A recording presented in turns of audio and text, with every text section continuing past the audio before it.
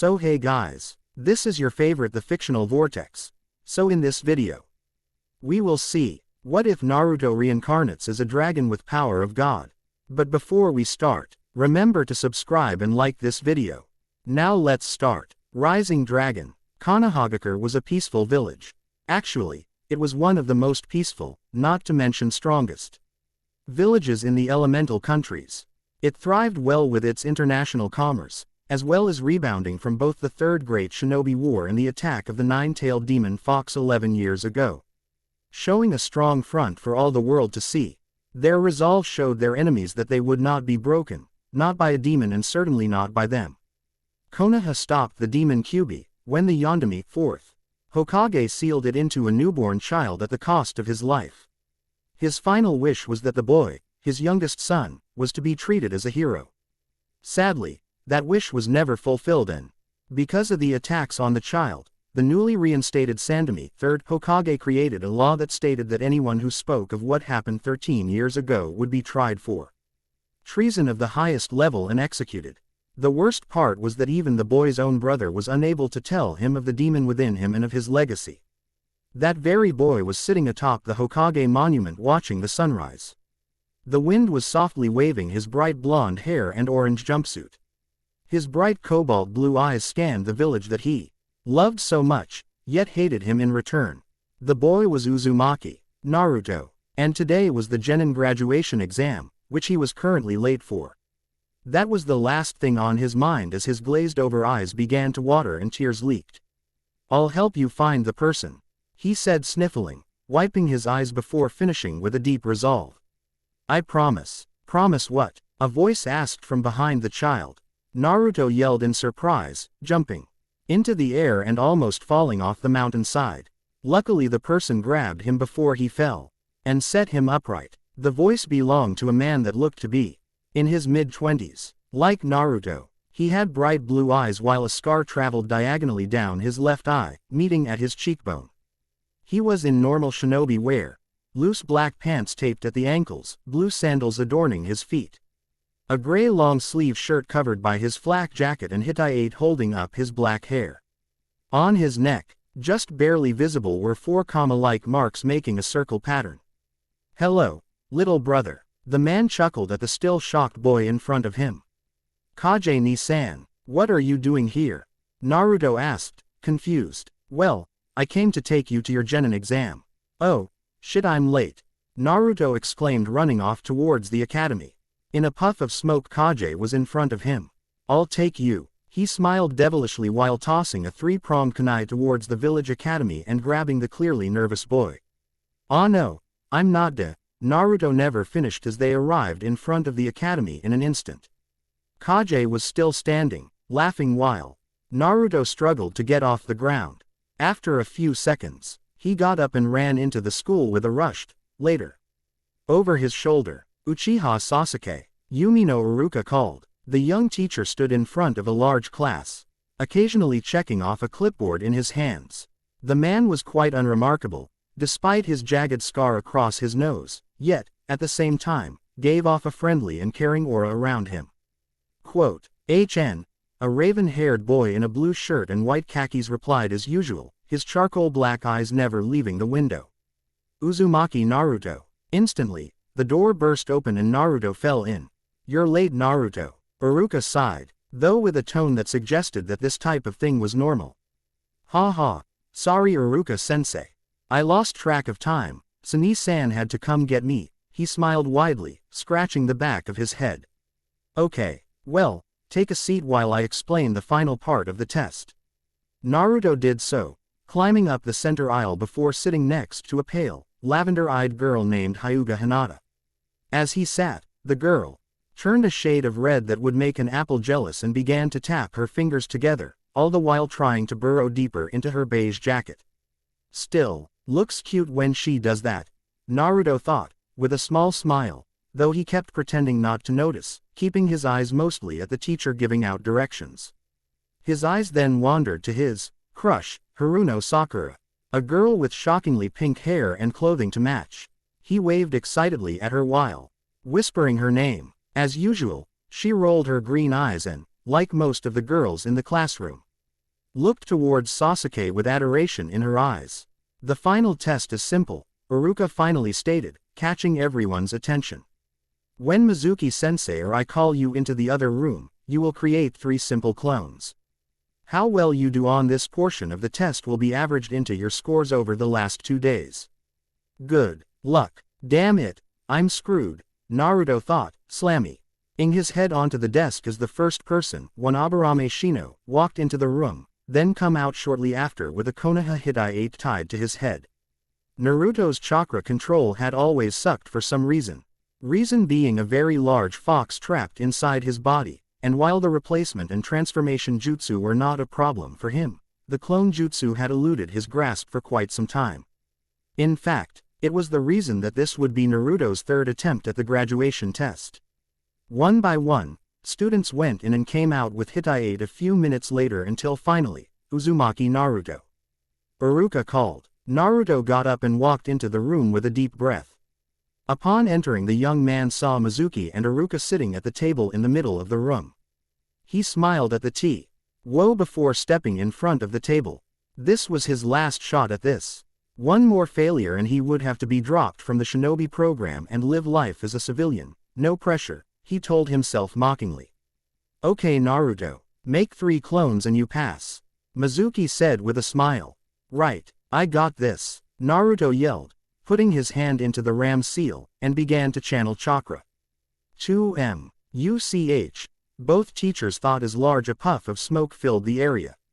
When it cleared, there stood Naruto and, a dead-looking Naruto. In fact, it looked like a crash test dummy form of him, pale and limbs flailing around the floor. Naruto's heart quickly sank into his stomach. I'm sorry Naruto, but you fail. Iruka sighed sadly, looking at the forlorn boy. He did manage to make a clone Iruka, Mizuki said, smiling. He failed to make 3, and the one he did make looks dead. Iruka said, a mistake like that could cost him or his comrades their life. I'm sorry, the boy nodded sadly, and slowly crept out the door. Outside a few hours later, students were greeted by their parents and congratulated. Look Ma, I passed. I know someone who's getting their favorite dinner. I'm a man like you dad, right? That's right kiddo. Quote, Naruto sat on a lone swing away from everyone else watching them with sad eyes. What now? He thought, glaring at the happy families. What made them so damn special? No, I shouldn't be like that, it's no fault but my own, I shouldn't have. He just wants you to do well, you know, Mizuki said, appearing next to him and cutting the boy out of his musings. The man sighed looking down at his student. It was quite a shock to see the normally happy child reduced to this forlorn figure. I know, Naruto sighed. Still, it feels bad that I tried so hard but still failed. He scowled a bit. I don't have any other idea what to do, I took the exam too many times. Since I failed, I have to enlist as a civilian. He shuddered, thinking of the field day they were going to have now that he wouldn't be protected as a shinobi. While the villagers had ceased their yearly, sometimes weekly, mob attacks, the glares and barring from most shops. I'm really not supposed to tell you this. But there is another way you can pass, Mizuki said, smiling. But it'll be hard. Whatever it is, I'll do it. The boy yelled excitedly. Good, follow me, Mizuki said, leaping away, Naruto not far behind. Later that night, Iruka was lying on his bed thinking of what Sandaime Hokage had said to him as they watched the new graduates with their families, as well as Naruto from the corner of their eyes. He had to go through much of the same hardships as you. Sarutobi sighed. His brother isn't around all that much, being Anbu captain in replace of Kakashi, as well as the council barring the man from any type of familial contact, so you're the closest thing to a family that boy has. Iruka was pulled out of his thoughts as a knock sounded at the door. As he opened it, he saw Mizuki with a worried expression. Mizuki, what's wrong? Kage leapt fast on the rooftops.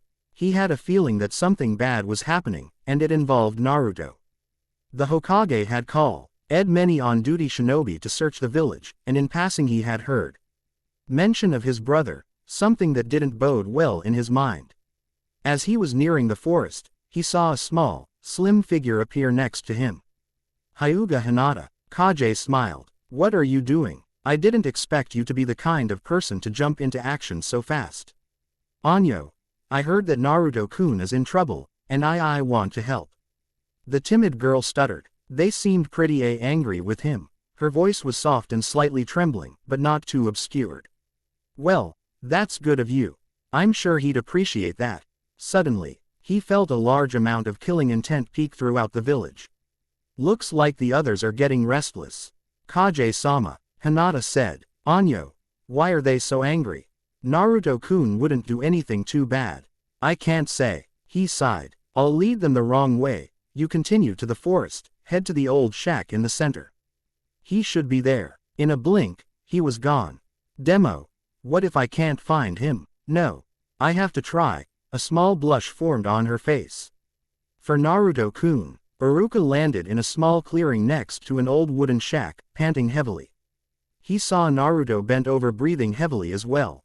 The young ninja in training looked up at Iruka and smiled like a kid who had been caught with their hand in the cookie jar. Hey Iruka-sensei, you found me. He smiled, scratching the back of his head. Darn, and I only mastered one technique. I can't wait to show you it, and then I get to pass, right? Who told you that, Naruto?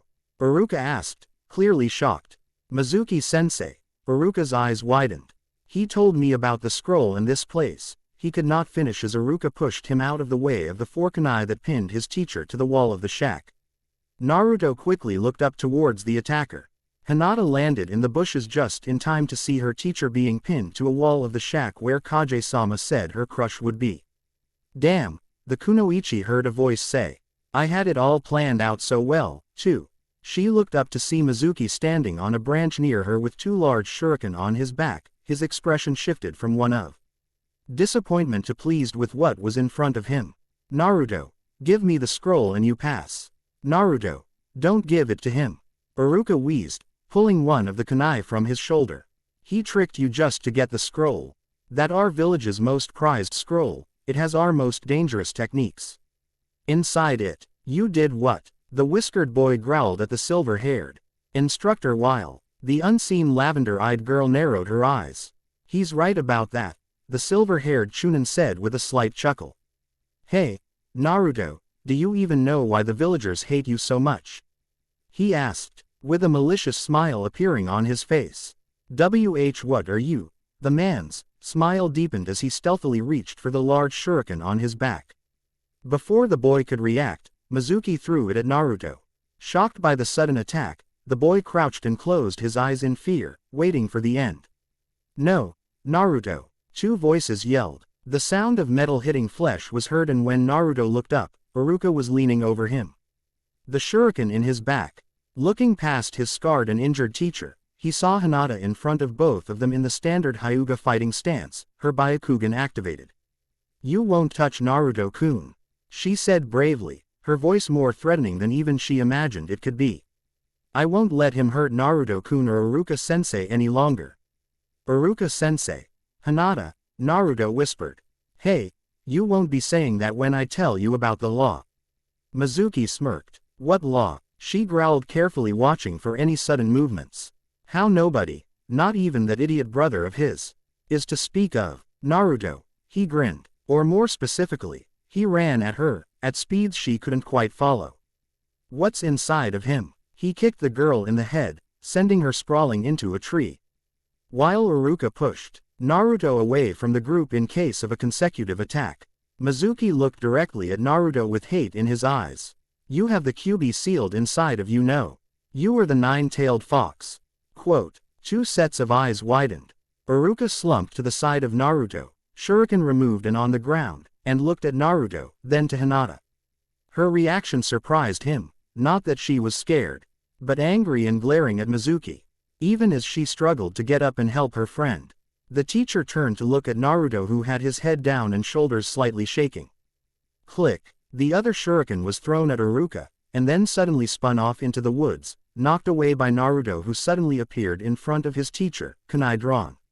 I didn't see him move.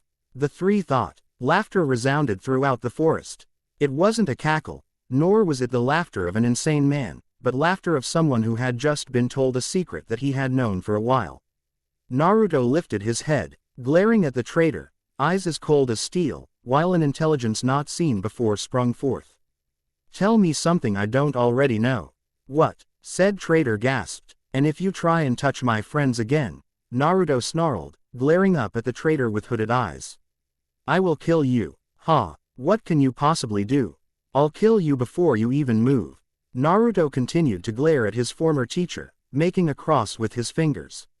Kage Bunshin no Jutsu. Instantly, thousands of Narutos, each with a large fox-like grin, filled the area around Mizuki and the others.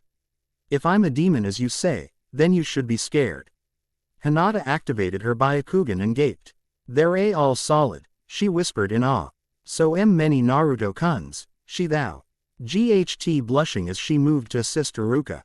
"What's the matter Mizuki-sensei?" one of the Narutos mocked. "Thought you were going to kill me." Another said, "If you won't attack, we will charge." "No." Mizuki howled as the clones closed in on him. His girlish screams could be heard throughout the nighttime air. "Kage." Sarutobi sighed as he closed the connection of his crystal viewing ball. Quote, "Tell me why I shouldn't execute you right now for breaking my law to the young Hyuga heiress."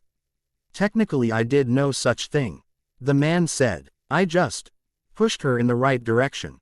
What she heard from there was out of my hands." He smiled, glancing up from his kneeling position. "Besides, Naruto needs a friend and I think she'll be good for him. Make him come out a little more." "Be that as it may, you will be punished for your manipulations," the old man said, narrowing his eyes at the young man in front of him. "I think a mission outside the village undercover is in order," the man continued, taking a small amount of pleasure as he watched the young man's smile fall. "Now I believe it's time you retrieve your brother and his friends. I have a lot of explaining to do." He sighed, slumping into his cushy chair. "Yes, sir," Kage replied before disappearing in a puff of smoke. The sandy moor, massaging the headache that was already forming. Leaning back into his chair, he let out a puff of smoke from his pipe. "This is going to be a long night. Why do you hide?" The next day, Naruto woke up early to talk to the Hokage about what happened once more. Slowly, he put on his usual garb, ate breakfast, and put his newly equipped Hitai around his head. "Where you headed?" Kage asked, appearing in the window with a backpack. "To the old man's. Got to talk to him." Naruto smiled before looking at his backpack. "Got a mission?" Kage nodded. "A rank." Naruto lost some color in his face, but tried to hide it with a smile. "I'll be fine, Ototo, don't worry, I'm in Anbu remember. I'll be gone for a few months so make sure to take care of yourself, okay?" Even with his fake smile on, Kage could see his hurt and worry. "Why do you do that?" he whispered, looking at him sadly. "Do what?" Naruto asked dumbly. "Hey, nothing kid," the older man sighed, shaking his head. "Oh, got you some family scrolls on the counter as a congratulations, some jutsus and some of Mom's clan history. It's pretty deep, Naruto. So take that in strides, but study and memorize them. It will help later on. Yada," Naruto yelled, hugging his brother. "Thank you, no problem." Kage smiled. "I have to get going. But I'll see you later, okay?" He nodded, truly smiling. "I'm proud of you, Yano. Mom and Dad would have been too." With a puff of smoke, Kage was gone. Sarutobi was not one to use certain things heavily, such as gambling, alcohol, and in his case, smoking. It was a practice that many shinobi unfortunately fell into after long years of service, on that Sarutobi tried his hardest to avoid. But the incident last night had put a heavy toll on his mind. Only 3 minutes after the search was called off and the situation explained, half of the Chunin called for Naruto to be killed immediately or locked up. This caused Kage to accidentally activate his curse mark and attack the men, all of which ended up in the hospital with broken limbs and had to be restrained by his teammate Matarashi Anko. Those two were now being sent on a mission to assassinate a cooperate tycoon named Gato who had disappeared from Konoha's radar. A lot of things discussed the previous night were very helpful, most of which was the reason of the Kyuubi's attack. According to Naruto, from what the demon said, someone whom smelt like snakes had entered his home and put him under a binding jutsu. Then killed his mate and children. Before leaving, the man said, "If you want to kill me, come find me in the village hidden in tree leaves." He took another drag of his pipe and sighed before returning to look at the monument of the Hokages. It is falling out of my hands Yondami. He thought sadly, looking at his old friend and successor. I guess we couldn't hide the truth forever, Naruto. No, not forever, old man. Turning around, Sarutobi saw Naruto sitting in his chair behind his desk with his trademark grin. So what do you need? Hey, don't touch that. He grabbed an aura NGE book from the boy's hand with speed only a Hokage had and shoved it messily into a random drawer. You know I hate perverts, right? Naruto asked, with a disapproving frown. But for you, I'll make an exception. He smiled. This coming from the creator of a henge of a naked woman, I'm honored. The Sandami laughed sarcastically. I wonder how you got that image in your head, His smile deepened as he saw Naruto's embarrassed face, even with the boy trying to cover it with a glare. After a few seconds, the young boy's face made a dramatic change, dropping to a business-like look. What are you going to do about me, then? Hokage-sama. His voice was full of authority and his look was that of a commander, a surefire leader in the future. I know you sugar-coated some things for Hinata-chan's sake, but now it's just us.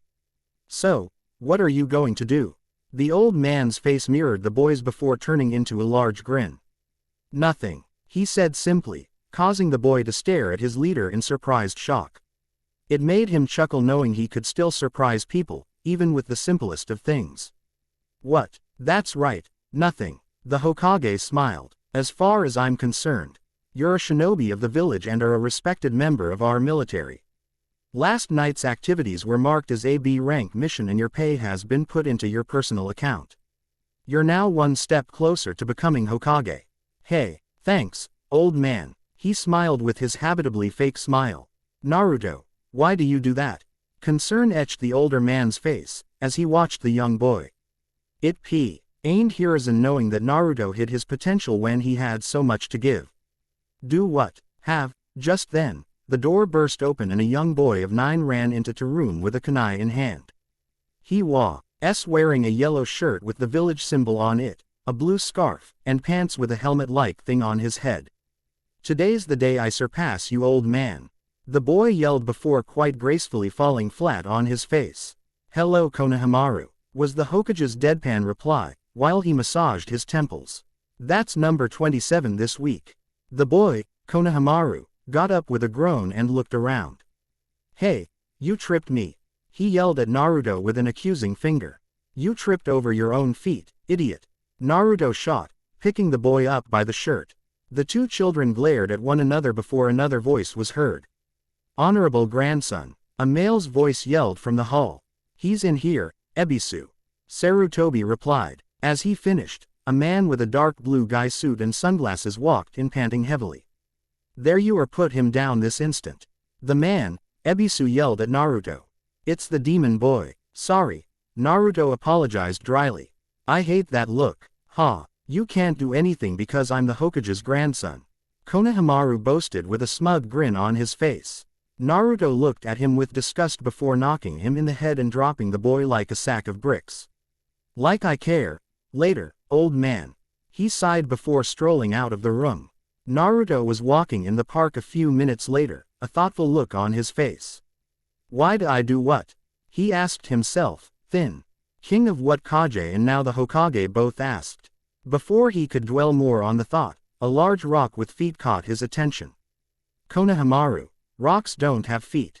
As soon as he finished, the boy leapt out of his disguise. Smiling, I'd expect nothing less from my rival. He exclaimed. Rival? He asked. I'm no. Teach me something. What? You fooled grandpa, so you must be strong. Well, I don't like to brag. Well, okay, follow me. Naruto smiled and walked towards the village with Konohamaru in tow. After a few minutes, they stopped in front of a small shack with books lying on shelves around the outside. Hey Gon, he shouted at the clerk. You still got that book that I looked at a few days ago? You mind if I borrow it? Yeah, sure, just bring it back. The man said, tossing him an orange book. Great, I will. He then turned to Konohamaru. Let's go to the forest, so we won't be interrupted. He whispered as he watched a shadowy figure hide behind a building again. With that, The two ran off. 2 hours later, in a small clearing, the young boy sat panting heavily but smiling nonetheless. "I think you've got it down," Naruto said proudly. "If pushed hard enough, this kid could go pretty far," he thought. "Hey Konohamaru, do you have a dream?" he asked, sitting down next to the boy. Instantly the boy jumped up and pointed a proud finger into the air. Quote, "My dream is to be recognized as Sarutobi Konohamaru, not as the grandson of the third Hokage, and to become the next Hokage." "Ha ha, well you're going to have to beat me in order to do that." Naruto laughed as he stood. "Just remember, Konohamaru," he took on a serious look, "there are no shortcuts to reach your dreams, especially one to become Hokage. Only hard work and dedication can get you there. Even dead last can do great things." Quote, "Right, boss, Asian and respect, you're Sarutobi Konohamaru to me, not just honorable grandson, get away from him," a voice shouted. Landing in front of the two, Ebisu rushed to the boy's side. "You shouldn't associate yourself with people like him," he said disdainfully. "Good thing there aren't that many, huh?" Naruto laughed behind his mask. "Probably only around 9. Don't talk about Naruto Ni-san like that," Konohamaru yelled. "Take this." With a puff of smoke, a young naked woman with short brown hair and smoke covering her areas stood before the man. "You'll have to do better, and how dare you teach that child such an awful trick?" "So you're gay?" Naruto asked, causing the Jonin's face to twist into a look of horror and sputter incoherently for a moment. "I am not gay," the man yelled after his mouth began to work properly once more. "I can just resist my perverted urges well," he finished with a sagely nod. "Really now, Naruto smiled slyly while forming hand seals. Then hundreds of Narutos stood in the clearing. "Close your eyes, Konohamaru." The boy nodded and did so. Hundreds of naked blonde women filled the area. The sunglasses-wearing man couldn't take it and, with blood shooting from his nose, was sent flying into a free and blissful unconsciousness. Naruto dispelled the henge, laughing while waving goodbye to his new friend and, apparently, little brother. An hour later, he found himself sitting in another clearing with logs sticking into the ground. As he got up to leave, a voice caught his attention. Hello, Naruto K-kun." Naruto stiffened before slowly turning around. Hinata stared at the young Jinchuriki with a light dusting of pink on her face. She was partially hidden behind a tree a few feet away. Truth be told, Naruto had not been prepared for a meeting with the young girl and frankly wanted to ignore her part in last night's events. Sadly it seemed fate had other plans. Hello, Hinata Ch-san, he stuttered, correcting his slip at the last second. It wouldn't do for the village pariah to use such a familiar term with the village princess. Despite his cover, her cheeks glow. Wed darker and a slightly larger smile appeared on her face. She took a few hesitant steps away from her hiding spot and walked towards the boy. A slight wind breezed between the two, causing her short bluish hair to gently caress her face. A sight that caused the young man's breath to catch for a moment before he mentally kicked himself for thinking such things. He quickly steeled himself and opened his mouth before a loud growl came from below. Surprisingly it was Hinata who reacted by dropping her arms to her stomach and turning a deep crimson in embarrassment. Naruto could help but laugh as she stepped from one foot to the other, completely at a loss of what to say. "Would you like to get something to eat with me?" he ventured with a smile, which was quickly returned with a smile and a sharp nod. "Why did you do that, Hinata?" Naruto asked as Ayame placed down his and Hinata's ramen. Naruto decided for the two to eat at the Ichiraku ramen eatery, if only to ease the tension the two felt. "Anyo, do what?" she asked nervously as she ate. She knew what he was talking about, but for the life of her, could not vocalize her thoughts, her feelings towards this wonderful young man beside her. The rejection would kill her. Why did you jump in front of that shuriken? In fact, why were you there at all? He hadn't touched his food and pushed it away to look at Hinata as she spoke. "Anyo, she began to tap her fingers together. She couldn't do it. Despite all her metal kicks, she could not. "Are you afraid of me?" Naruto whispered, head dropping to look at the ground in sadness and shame. "No," she shouted, causing many to look over at the two. "I could never be afraid of you, Naruto-kun." She could hear the silent Whisperings of some people and see the glares in Naruto's direction. But she didn't care about them. They meant nothing to her right now. She was horrified that he would ever think that she would be afraid of him for any reason. Anyo. I went to help because well, you see, I care about you. She blushed deeply before shyly looking up at him. He was smiling, a true smile as he looked at her. It surprised him, really, the emotion he saw in her eyes when she spoke. It was real, she truly cared about him. Thank you, he whispered, wiping away stray tears from his eyes. Apart from Kage, nobody has ever really said that they cared. The Hyuga heiress smiled widely. Well, you better believe it, Naruto-kun, she giggled. Naruto laughed softly as he looked down at someone he could now consider a friend. He then caught some of the words someone near the two was saying to another. What's the Hyuga heiress doing over there with the demon brat? As he put some money down, he put on his fake smile and began to turn away and get up casually. Well, I've got to go. So I'll see. He stopped getting up when he felt her hand on his. He looked to see her sad eyes looking into his own. Why do you hide your pain behind that mask of fake happiness? She whispered. Why do you do that?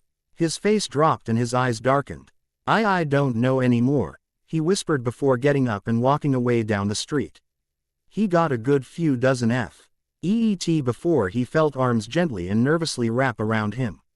Naruto was shocked at first, but gently placed his arms on top of the person's. I'll see you later, okay, Naruto-kun. Hinata whispered. He could tell by her voice that she was completely red. Yet, something in her voice had changed. A resolve of some sort broke through. I'll see you at the team assignments. Naruto spoke back, a small grateful smile appearing on his lips. I've got a lot of things I need to sort through. He whispered. Good night, Hinata-chan. He let her arms slip away from his waist and continued onwards as she watched him disappear into the distance. Later that night, Naruto lay in bed thinking of what had happened over the day. Why'd I hide? He whispered to himself. After a few moments he looked to the Hokage monument with a determined look. No more, he said aloud. I'll play the fool no more. The Genocide Clan. A week later, students that had passed sat inside their classroom for the last time. It had been a week since Hinata had asked that one simple, yet life-changing question to Naruto, and since then nobody had heard or seen him since. Hinata had gone to his apartment many times to look for him, but hadn't found him there. He wasn't even at his favorite ramen shop and apparently hadn't been there for the entire week. As students filed in, she looked nervously at the door. I hope no thing happened to him, she thought sadly. Hey, Hinata-chan, a sudden voice said next to her. Naruto-kun, she asked in disbelief. He seemed much calmer and more serious than the last time she saw him and, she thought with a blush. Twice, if not 4 times, as cute. Yeah, it's me, he smiled, as did she when she saw it was a real smile. Sorry, I've been missing you all week and thanks for the notes on my door. I've been reading up on my mother's clan. Why you look good, she said, blushing. Actually you look like a god. Her mind screamed in a fangirlish way.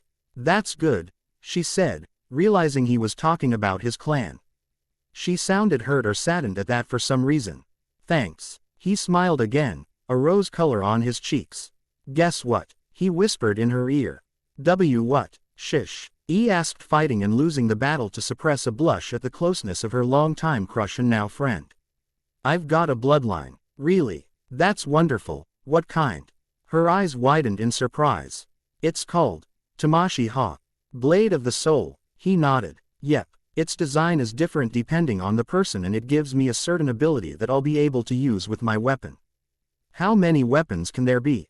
She asked, interested. They never found out. That's what's amazing. He grinned. I won't be able to get it yet. I guess that I have to pass some sword by an elder of the clan. So I have to wait until Kage comes home from his mission. But I do understand that they all have a similar look when they first start out. What exactly does your bloodline do? She asked, timidly. While the history of the Uzumaki clan was well known to those in the know, they never went into detail in the Hyuga library. It's so cool. Basically this test is supposed to take something from Inside of me I think the scroll said it was a reflection of my soul and creates what's called a zanpakuto. There are two forms to them though, an initial release called a shikai and a final release called a bankai. Each one is opened by an individual command and each command changes the weapon differently. That's pretty amazing, Naruto-kun. Hinata smiled. I'm very happy for you. The blonde-haired boy smiled softly at the lavender-eyed girl. Anyo, Hinata-chan, I also read about what happened with. Hey, Naruto, a lazy voice belonging to Nara Shikamaru said, interrupting their conversation. What are you doing here? I thought you failed. No, I passed by stopping a traitor from stealing the forbidden scroll of seals. The Uzumaki answered the lazy Nara. While it was true that the specific details of what was said that night were kept secret, the third made no mention that Naruto could not tell any of his classmates exactly why he passed. I think that's a load of crap, Dobi. Sasuke growled. It seemed that Naruto's new look and exclamation of being in a clan has touched a nerve with the young Uchiha. The attitude adjustment that the dead last had gone through in only a week rubbed Sasuke in the wrong way. Think whatever you want, Sasuke. Naruto sighed. I know what I know. Besides, the Hokage passed me himself because of what I did. If you don't believe me, go and ask him yourself. All right class, settle down, Iruka said as he entered, unknowingly stopping the Uchiha from attacking his classmate. I'll now announce the teams. Team 1. I hope I'm on your team, Hinata-chan. Naruto whispered to her, causing a bit of red to form on his friend's cheeks. Me too, Naruto-kun. Team 7 will be Uzumaki Naruto, Uchiha Sasuke, and Haruno Sakura. Your sensei will be Hatake Kakashi. Kuso, Kuso, Kuso, Naruto repeated, slamming his head into the desk. Cha, true love conquers all, Sakura shouted, causing many girls in the class to lament on how unfair it was to not be placed of the same team as their Sasuke-kun. Sucks to be you, Ino pig. The Pinkett celebrated with a mocking finger towards her scowling rival. Team 8 will be Hyuga Hinata, Aburame Shino, and Inazuka Kiba. Your sensei will be Yuhi Kurenai. Oh, damn, Hinata mumbled, causing Naruto to laugh as she covered her mouth in surprise. Team 9 is still in circulation from last year, so Team 10 is an Ino Shika Cho team and your sensei is Sarutobi Asuma. What? Ino yelled, causing many to cringe. As for you all, wait here for your instructors to arrive. Finally, I just want tea. Oh, say it has been a pleasure teaching you all. I'm sure that each and every one of you will do your village proud. With a deep bow, he was gone in a puff of smoke. Short and sweet, Naruto groaned. I can't believe I'm on a team with a moody bastard and a crazy fangirl. Besides the obvious, what did I do to deserve this? He asked Hinata, who began giggling at his antics. I don't know, Naruto-kun. But whatever you did must make Kami pretty mad. Team 8, come with me. A woman said. She had black hair and, strangely, red eyes. She was wearing a red mesh armor blouse with only the right sleeve visible. Over that was a very broad bandage-like material with a pattern similar to those of rose thorns. Her hands and upper thighs were wrapped in bandages while a leaf Hitai-8 completed her outfit. See you later, Naruto-kun. Hinata smiled before kissing his cheek and running out the door. He stared after her, awestruck, but still could not wipe the smile off his face. Half an hour had passed when Naruto decided to lie on the table. All of the other students had left by then and it was just the three. Lying down, Naruto reached behind him and grabbed a black book with the letter SBINGO written white letters on the front. Naruto, our sensei could be here any minute, get up. Sakura yelled. Without looking up from his book, Naruto sighed. Hatake Kakashi is known as the copycat ninja of the leaves. Said to have copied over 1,000 jutsu and is best known at least in the village for his tardiness, which is said to be hours late. We'll be here for a while. How do you know? Sasuke deadpanned. My brother replaced him as Anbu captain, I would know. He replied, turning the page without looking at the pink-haired girl or the brooding boy. What's with the sudden change in attitude, huh? Sakura asked. Last week you were obnoxious and loud, always trying to get my attention and Dobi, at everything. Now, you're Well, the complete opposite from the looks of it. And what are you reading? The newest bingo book. And to answer your first question, I was faking it. I'm not really an idiot as hard as it is to believe. I just pretended to be that way for my own reasons. It's also common knowledge in movies that the fool always goes after the smartest or prettiest girl, so, at the time, I followed those rules. Why were you gone all week? Sasuke growled. It wasn't a question. It was more of a demand. No one could find you in the village. Why were you gone for such a long time? Curiosity about this sudden change was eating at him. He was fine with the Uzumaki being a fool. But for him to come out and act as if he was an equal with everyone else was an insult. What are you, the Hokage? I don't need to tell you. Answer him, Naruto. Sakura growled, going towards him as if to punch the boy in the head. Are you'll what? Naruto growled back, putting his book away and glaring at the girl. You don't scare me, Sakura. I've had worse threats over my life than a shaking fist. He sighed, looking away and rubbing the back of his neck before looking at her again. I'm sorry, Sakura. Look, we're going to be on a team now. We might as well get along with each other, so he stuck out his hand, a clear invitation to accept his apology. She looked at it with disgust before walking back over to talk with Sasuke. Stupid fangirls, he mumbled, grabbing a chalk eraser and placing it atop the door, then sat down with his book again. His bad mood because of his teammate had just made his pranking side want to let some steam off.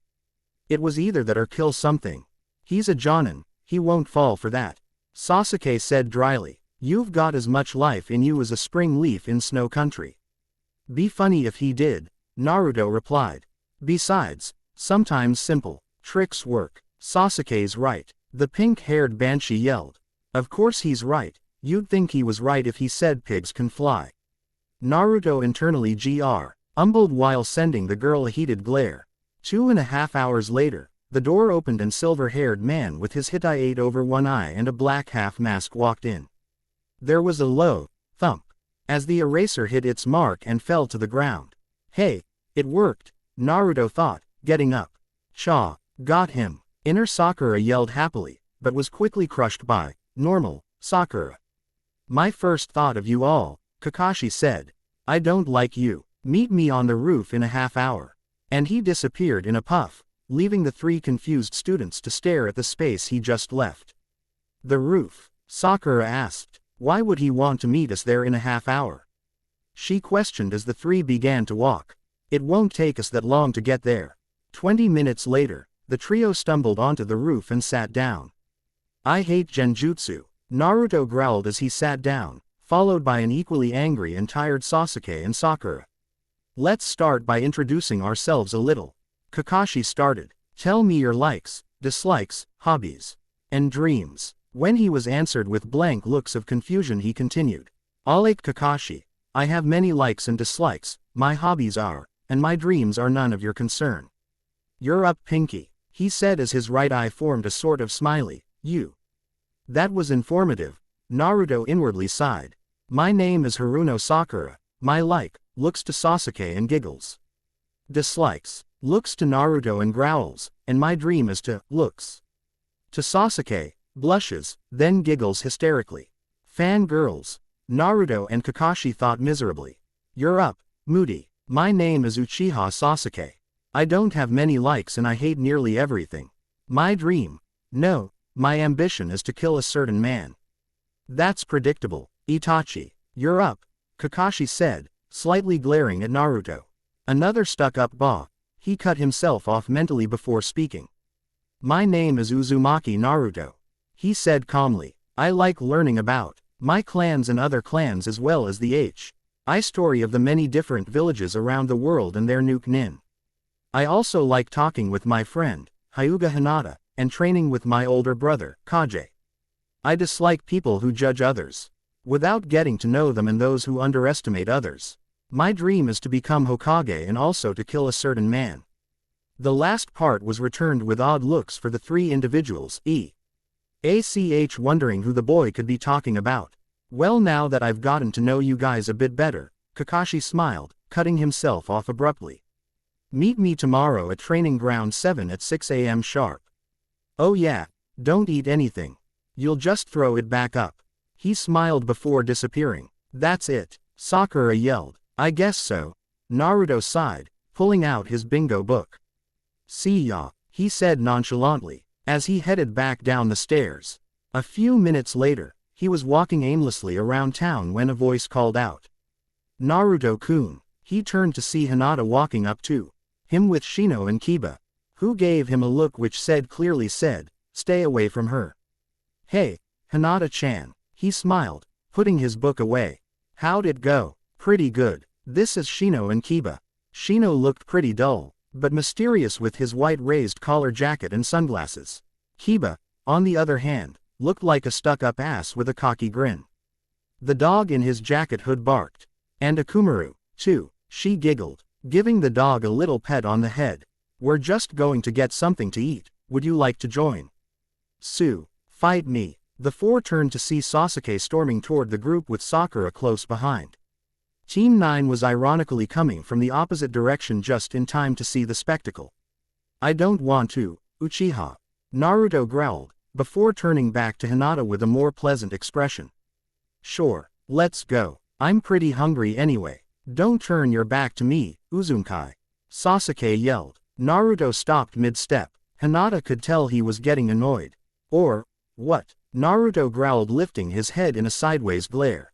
Shove off. He spat. Faster than anyone could react, Sasuke pulled out a kunai and rushed Naruto. The blonde quickly and, seemingly, easily Ida stepped and grabbed the Uchiha's wrist, turning it painfully and placing his own kunai to the Uchiha's throat. No one moved. No one made a sound.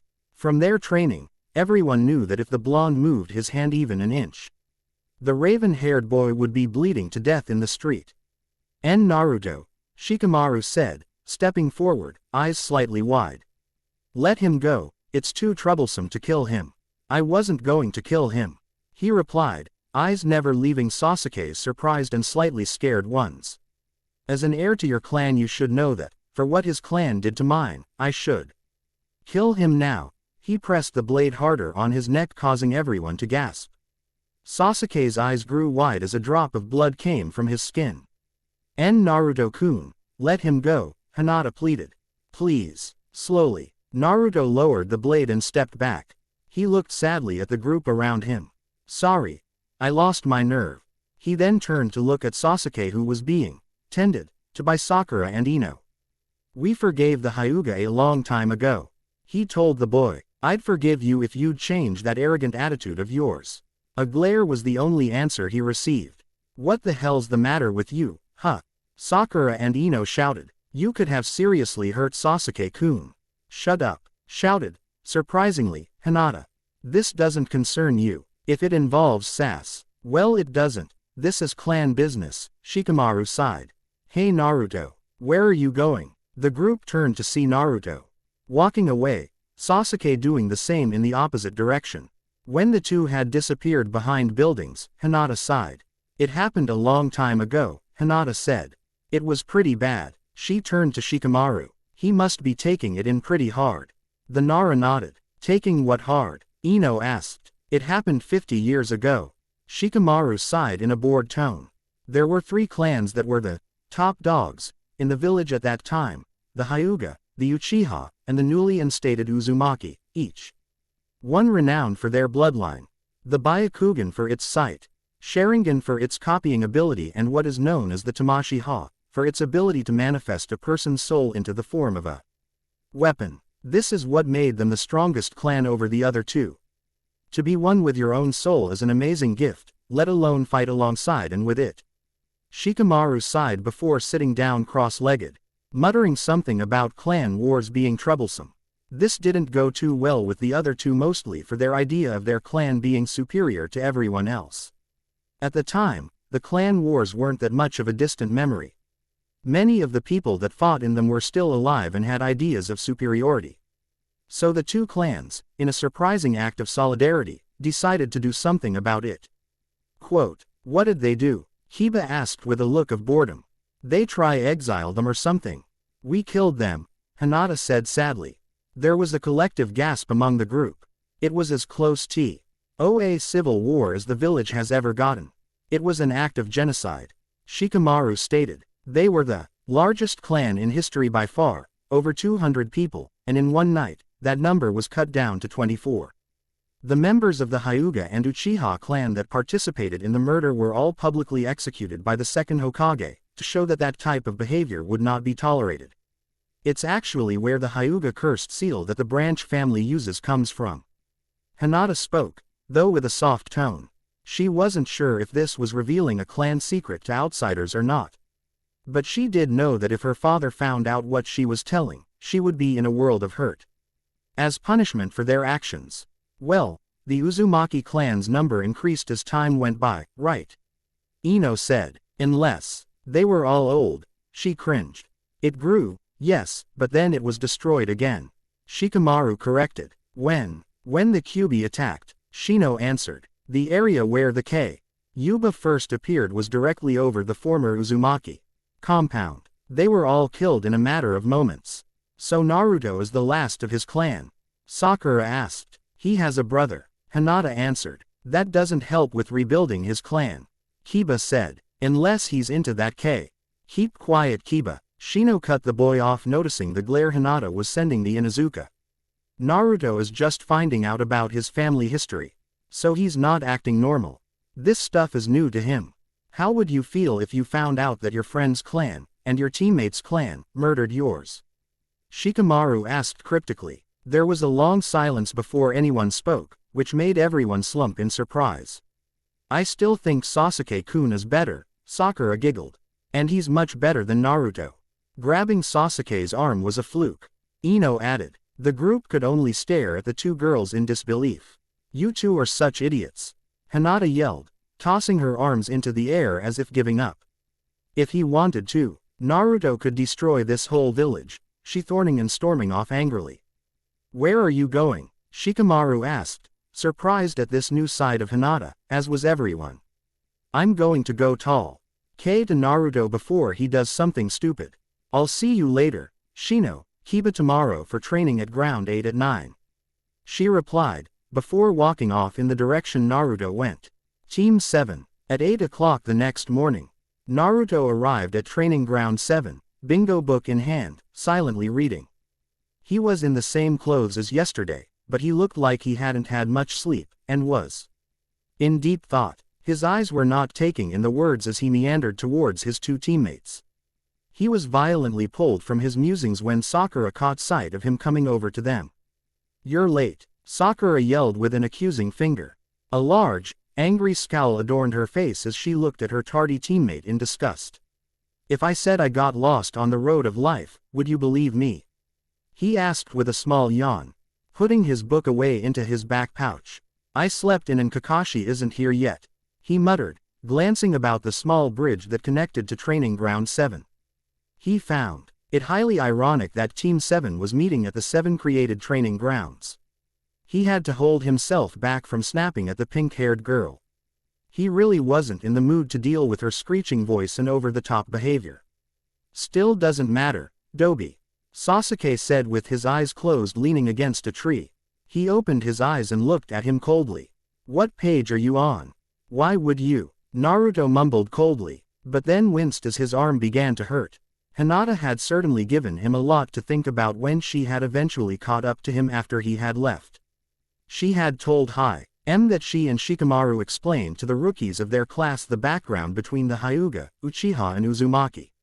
While his attitude may have changed from the loud, goofball that he had been pretending to be, his stubbornness had not disappeared. He had also found out that Hinata had changed dramatically from the shy girl she used to be, one that, if he was honest, put him in his place quite quickly.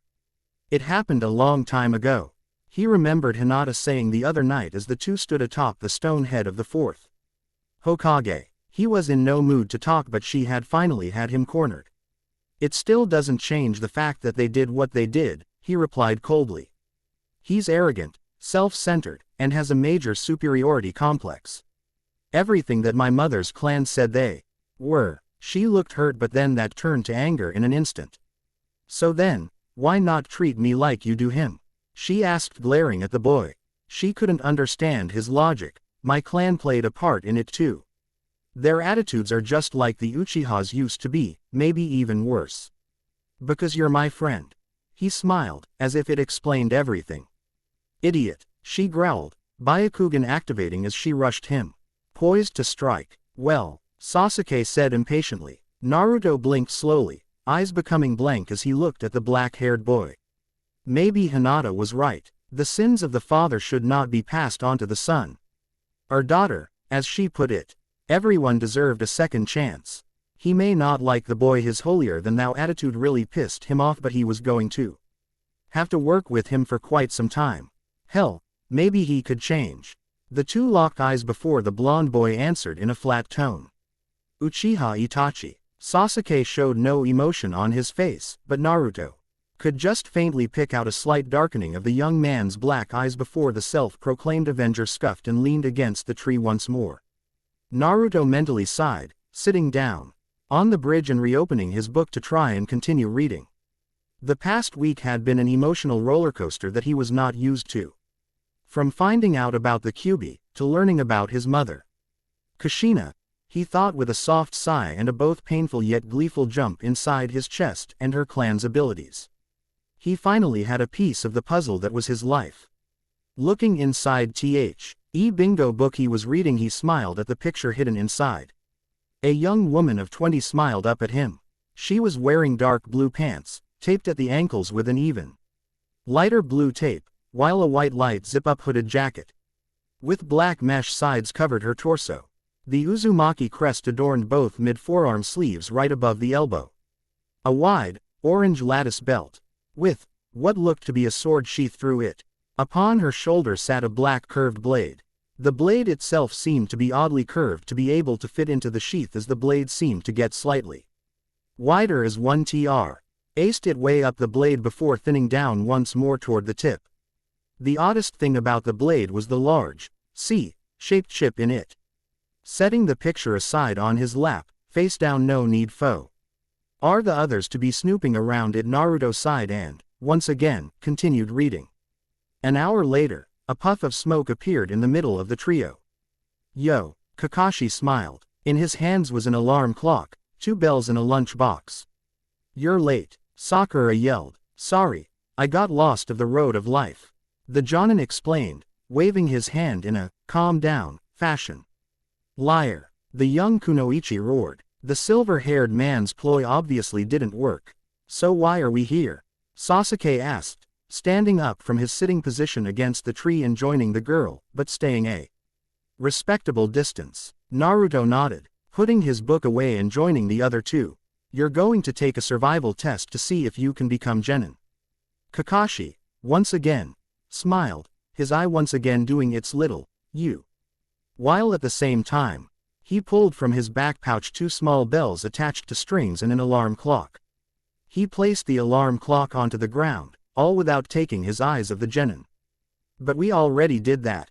Naruto thought aloud. It was one of the tests we had to take in the academy final. That was to see if you had what it takes to be at genin level. Kakashi answered. Out of the 60-some-odd people that passed the academy final exam, only 9 of you will go on to become ninja. This is the same in all of the 12 academies here in the village. Each of he squad sensei are testing their students today and decide who is the best to be added into your regiment. Now, your test, your job, is to get these bells from me. He said, tying the 2 bells to his side. Come at me with the intent to kill, it's the only way you'll get them. But Kakashi-sensei, there are only 2 bells and 3 of us. Sakura said, and isn't that a bit dangerous? That's right. The one without a bell at the end of 3 hours will be tied to one of those posts and watch as we eat our lunch and that person goes back to the academy. He replied, pointing to 3 stumps in the ground behind them, and held up the lunch box. And I'm sure I'll be fine. He commented, almost mockingly. That's where Hinata-chan and I first talked last week. Naruto smiled, still looking at the stumps.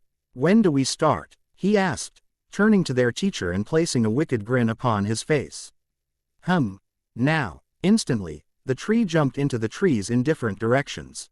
Kakashi sighed, pulling out an orange book and began to read and walk around. He could easily sense their chakra. Good, he mumbled. They're all well hidden. While he knew that the three of them were no match for an elite such as him, he was quite impressed with their abilities to hide themselves within their environment. No, wait, there's Naruto. He turned to see Naruto with his arms crossed and a smug smile spread across his face. I thought you changed, Naruto. He sighed, turning back to his book. From what he had seen yesterday, the boy seemed to have dropped his stupid act. Apparently his initial guess had been wrong. Hell no, Naruto yelled, throwing a shuriken at the older man who simply caught it between his fingers. Naruto growled and rushed him with a right hook that Kakashi easy. Lee dodged a sweeping kick which was again avoided. Naruto stood before punching at Kakashi's chest with a sloppy uppercut, which hit nothing but air. The boy looked around, confused, before Kakashi spoke, coming from behind him. You should never leave you back unguarded to an enemy, Konoha's greatest technique, Senin Garashi. He yelled, ignoring Sakura's startled shout for Naruto to get out of the way, and stabbing the edge of his book up Naruto's butt. There was a loud pop before the blonde was sent flying into the air, screaming and clutching his rear. To the older man's surprise, Naruto burst into a puff of smoke right before hitting the stream water. A shadow clone. I narrowed in suspicion, as he gave the area a once-over. Seems he's smarter than I gave credit for. Maybe Kage is right, brushing these thoughts away. Kakashi, seemingly aimlessly, began in the direction of the team's bookworm. 200 feet away, crouched upon a branch, was the real Naruto. His eyes were closed in concentration. Thinking of a plan, he felt the clone disperse and its memories appear before his eyes. I've got to find the others, he sighed before leaping towards Sakura's direction. Ra watched as Naruto somehow disappeared before getting up and running. I have to find Sasuke-kun, she said, though her inner voice was cursing her out for shouting out to Naruto like that and giving away their position. She quickly shut the voice out and continued running. As she was about to enter a clearing, she saw Kakashi appear before her and skidded to a stop. Hey Sakura, whispered a voice behind her. She turned to see another Kakashi bent low and in a hand seal while giving another "you" smile. What? She gasped as leaves began to swirl around her. Then, she was the clearing she was headed towards. Looking around frantically, she had lost sight of her teacher. Where'd he go? She yelled in frustration. She wanted a chance to prove herself. Damn it. Sakura, an all too familiar voice whispered. Sasuke-kun, she gasped happily, turning towards the voice. In the shadow of a tree, leaning against it, was Sasuke. He was bloodied up with shuriken and kunai sticking out of his back and chest. Eerily he reached out his hand and whispered again. Sakura, before the young Uchiha slumped over and onto the ground with a soft thump. The image was too much for the crazed fangirl and she screamed, fainting. Just as Naruto landed in the clearing, he looked at Sasuke in disgust, forming the ram seal while pulsing his chakra, causing Sasuke to quickly fade from existence. I hate genjutsu, Naruto muttered, pulling out a water bottle, taking a sip, and dumping some onto the fallen girl's face, who in turn woke up. With a start. Sasuke-kun, she mumbled, sitting up. Naruto, where's Sasuke-kun? He laughed, answering, it was a genjutsu, but come on, I think I've figured out this test. I doubt it, Sakura muttered with a not so subtle eye roll. We can't beat him by ourselves. Naruto continued, jumping through the trees and ignoring his disbelieving teammate. We need to use teamwork. He's testing us on that, putting us against one another as well as on the basic skills. I lost, or at least my clone did, to taijutsu, half-assed as it was. You lost to genjutsu and Sasuke will most likely fail to ninjutsu. Sasuke-kun wouldn't lose, she argued. But where is he? He probably dug himself into a hole somewhere. He answered as they landed. Oddly enough, Sasuke was in fact neck deep in the ground in the clearing they had just landed in. Hey, I was right. Naruto smiled, taking out a kunai.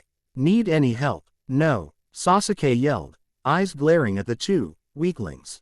I don't need help from a weakling girl, and especially not from an Uzumaki. Once again, the Uchiha Saiyan found a blade under his neck. Look at me, Naruto growled at the boy, his eyes dark and narrowed. Don't touch Sasuke, She stopped when she felt the amount of focused killing intent Naruto was omitting. It was like nothing she'd ever felt. While the academy instructors had taught them what killing intent was, it was an entirely different subject when faced with it. The air is so heavy, Sakura thought. Her breath's coming out in shallow pants, and it's not focused on me. I said look at me, Sasuke Tem. The Uchiha did so, locking eyes with the Uzumaki. While the boy looked scared, he also held a shred of defiance within. He would not back down from a challenge. You can't kill him on your own, especially the way you are now. Naruto spoke, simply watching Sasuke's eyes widen in anger. I could say you people got what was coming to you, but I'm not that kind of guy. He removed the blade and speaking in a much softer tone. We need to work together to beat Kakashi-sensei, otherwise, we're screwed. He continued as he dug down. What happened between our clans happened a long time ago, and I'm willing to end that conflict today, and help you with yours. You'll kill him, don't worry, he quickly added. Seeing that Sasuke was about to argue. But you'll have to help me find someone I need to kill as well. He pulled Sasuke up and smiled. Why would you want to help me? He asked, giving him an unsure look. Someone killed the family of a close friend of mine and caused a lot of problems for me, so in a sense, I'm also an avenger. I'll help you find Itachi. If you help me find my snake in the grass. After all, a group of stones in water is stronger than a single pebble. With that, he extended his hand. Nothing happened for a few moments, then, slowly, Suk shook the offered hand with a smirk. This doesn't change anything between us, he commented while quickly letting go of his fellow teammate's hand. You're still dead last, and you're still a bastard, so we're even. Naruto smiled, turning to the thoroughly confused Kunoichi. Oi, Sakura, come here. I've got a plan. Kakashi sighed as he put his book away and checked the time. The 3 hectares. 10 minutes left and they hadn't attacked in over an hour. As he was about to go get them to tell them they had failed the test, he heard the sounds fighting. As the Jonin turned in the direction the ruckus was coming from, Naruto and Sasuke rolled out of a bush and began to attack one another relentlessly. The two were rolling around desperately trying to punch and kick the other, foregoing any and all kind of taijutsu decorum. The two threw each other off and stood glaring at one another. Naruto's back to a confused Kakashi. That's right, you heard what I said, you bastard. Naruto yelled, spitting blood from his mouth. You Uchiha got what you deserved. What goes around comes around. It's a shame we didn't get all of you losers. Sasuke growled. It would have saved this village a lot of problems. The problem is your clan, or should I say, was. Naruto grinned cruelly. This'll hurt. Thank God for Itachi, huh? You son of a bitch. Sasuke charged his offender, eyes flashy. In rage all the while breezing through hand seals. Kakashi's eyes widened and tried to stop the pissed-off Uchiha by pushing the young Uzumaki out of the way. His surprise increased as he watched Naruto grab Sasuke and kangaroo kick the Uchiha towards the still-running Jonin. Kaden. Gokaku no Jutsu. A burst of flames spewed from his mouth and headed straight for the former Anbu. Kakashi. Jump. Ed out of the way of the fireball but was once again surprised as a small animal that went unnoticed at his feet suddenly turned into Sakura, who grabbed the bells and tossed them to Sasuke and Naruto. Just as a sharp ringing went off in the distance signaling the end of the test. Looks like we won, Kakashi-sensei. Sakura smiled, walking to the group. When she got next to them, Naruto handed her the bell. We pass right, sorry, but only 2 of you do. He answered with a soft chuckle. Naruto doesn't have a bell, so that means he goes back to the academy. Sasuke finished with a frown. Sakura looked at Naruto sadly, only to see him smiling. You planned that, didn't you? She asked. Cha, bastard manipulated us into win, Sasuke. Hey, yeah, the blonde boy answered, scratching the back of his neck with a hesitant smile towards the 2 genin. Well, I'll see you 2 around, I guess. Maybe I'll be top student next year, Sasuke. With that, Naruto began to walk away with a backwards wave. By the way, good luck you 2, you weren't as bad as I had originally thought. He's going to sacrifice himself for his teammates, Kakashi thought. Just like. He stopped when he heard a bell hit the ground. Kakashi looked to see Sasuke without a bell. If the dobi doesn't pass, neither do I, he said, walking up to Naruto, who had stopped and looked at them like he was crazy. Sakura looked at Kakashi, then Sasuke, and tossed her bell on the ground and chased after him. Wait up, Sasuke-kun. The three shinobi stood next to each other looking patiently at Kakashi. That's how it's going to be, he said, looking at the group with a stern gaze. You all, pass. His eye formed his now classic, smile. Team 7 is now an official genin cell. Yes, Sakura and Naruto yelled while Sasuke just smirked. You start missions tomorrow at 8 o'clock sharp. See ya, and, poof, he was gone. So who's up for some ramen? Naruto smiled. My treat. What do you say, Sasuke? I'm going home, he replied, walking back toward the village. Okay, how about you, Sak? Wait for me, Sasuke-kun. Sakura yelled, running after him. Naruto sighed, smiling, and continued to Ichiraku. Ah well, baby steps. Naruto. Baby steps. 2 orders of miso ramen, Ayame ne-chan.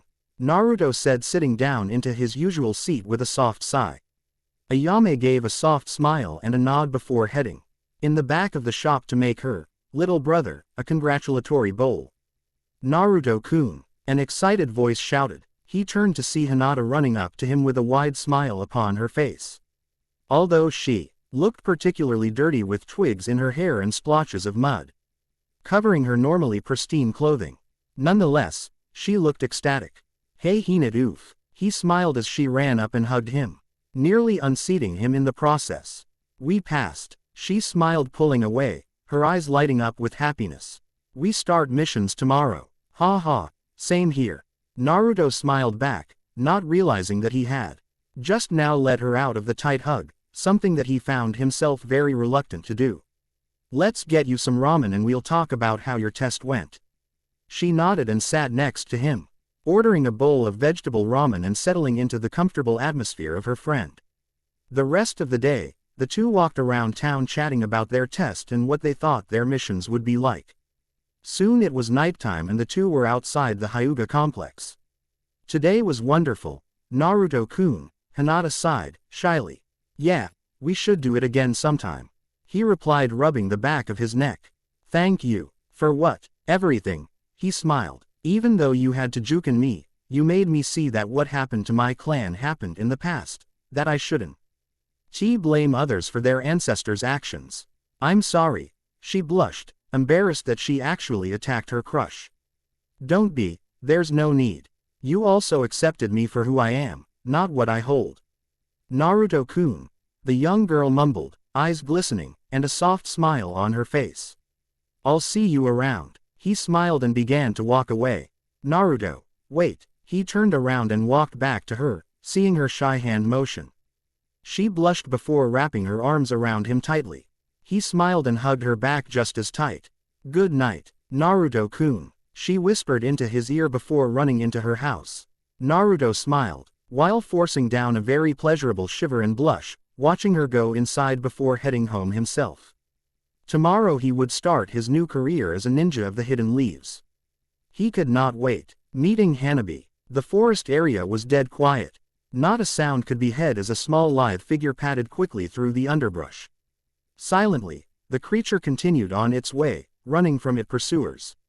It had been running for a few hours now, dodging and avoiding capture.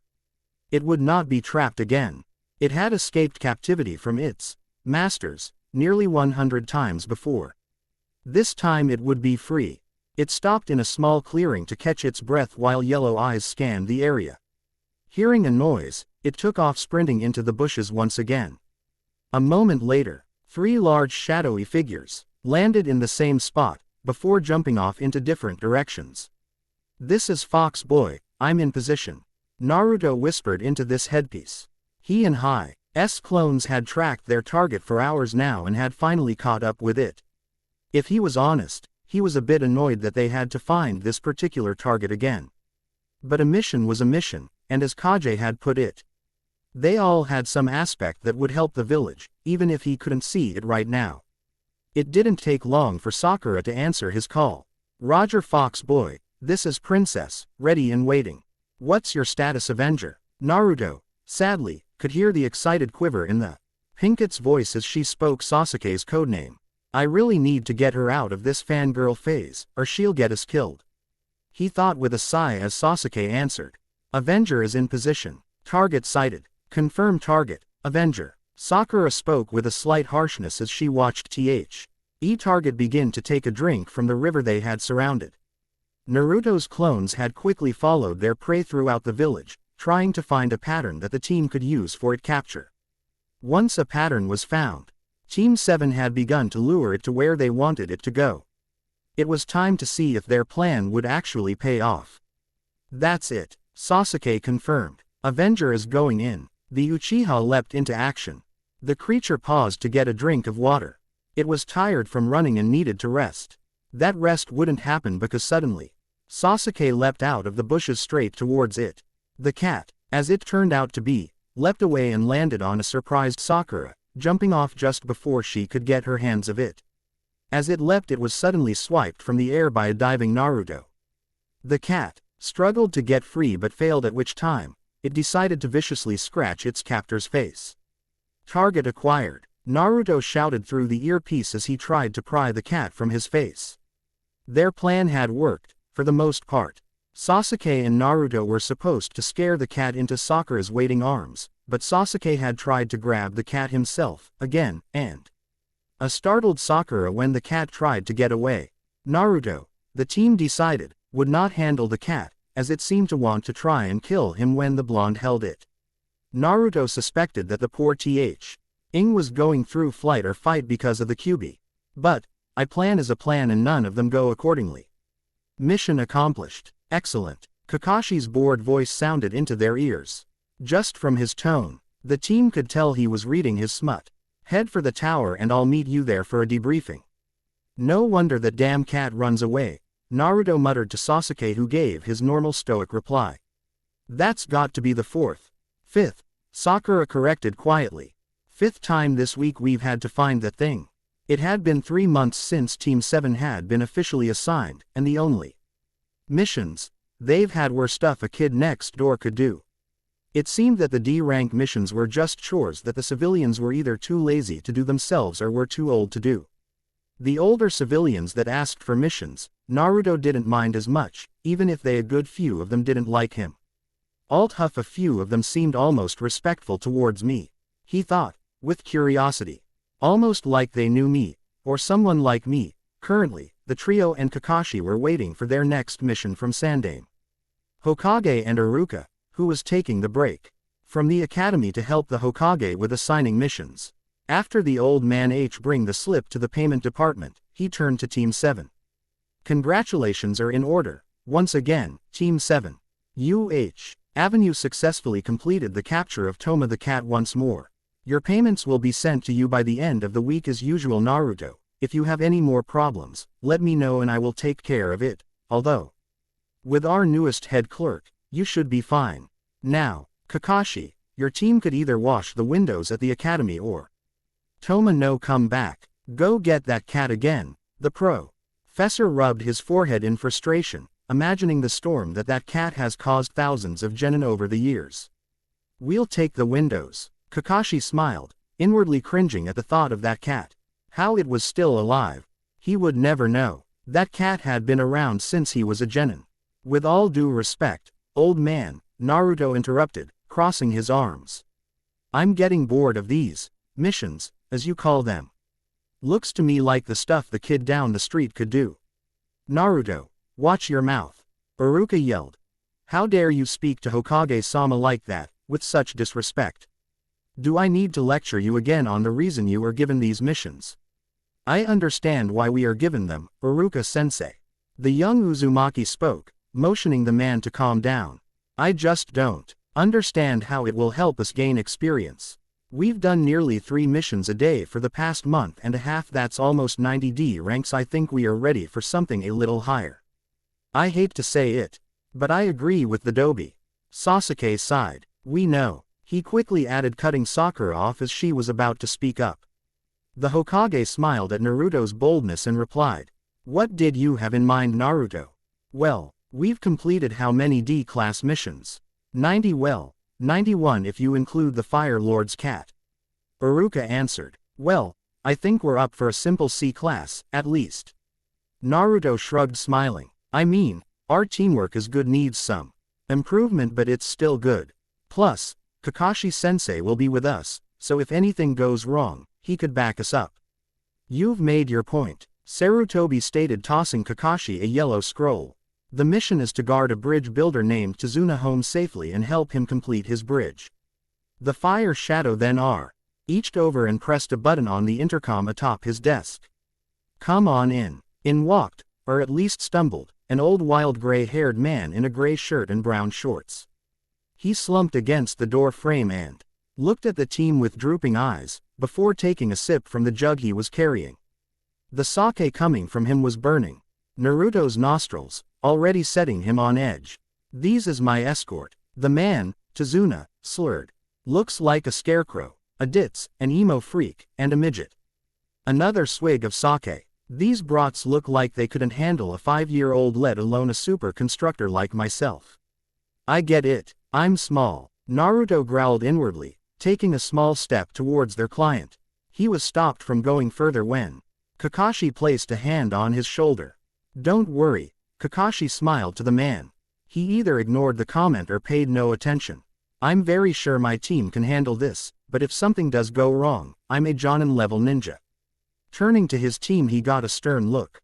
Your mission starts in 2 hours. Meet at the southern gate. Dismissed. With that, the group went to pack. Well, I have an hour left. Naruto sighed as he walked around with his green backpack, both straps. I wonder what Hinata-chan is up to. He asked himself as he noticed he was at Training Ground 8.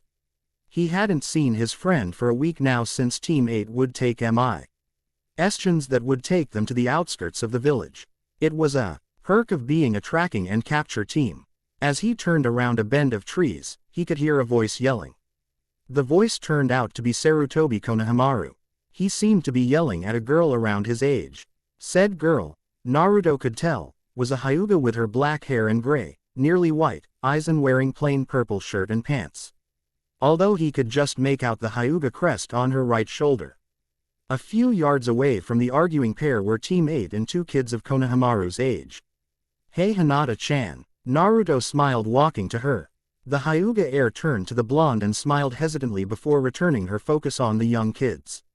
Shino, dog breath. Shino nodded while Kiba growled. What's wrong with these two? He watched Konohamaru continue to rant, while the girl just stared coldly at him, although if you looked closely, you could see her left eye give a small twitch. Konohamaru-kun is mad at Hanabi-san for breaking his crayons today. A sickly-sounding boy in blue said. She didn't say sorry to him.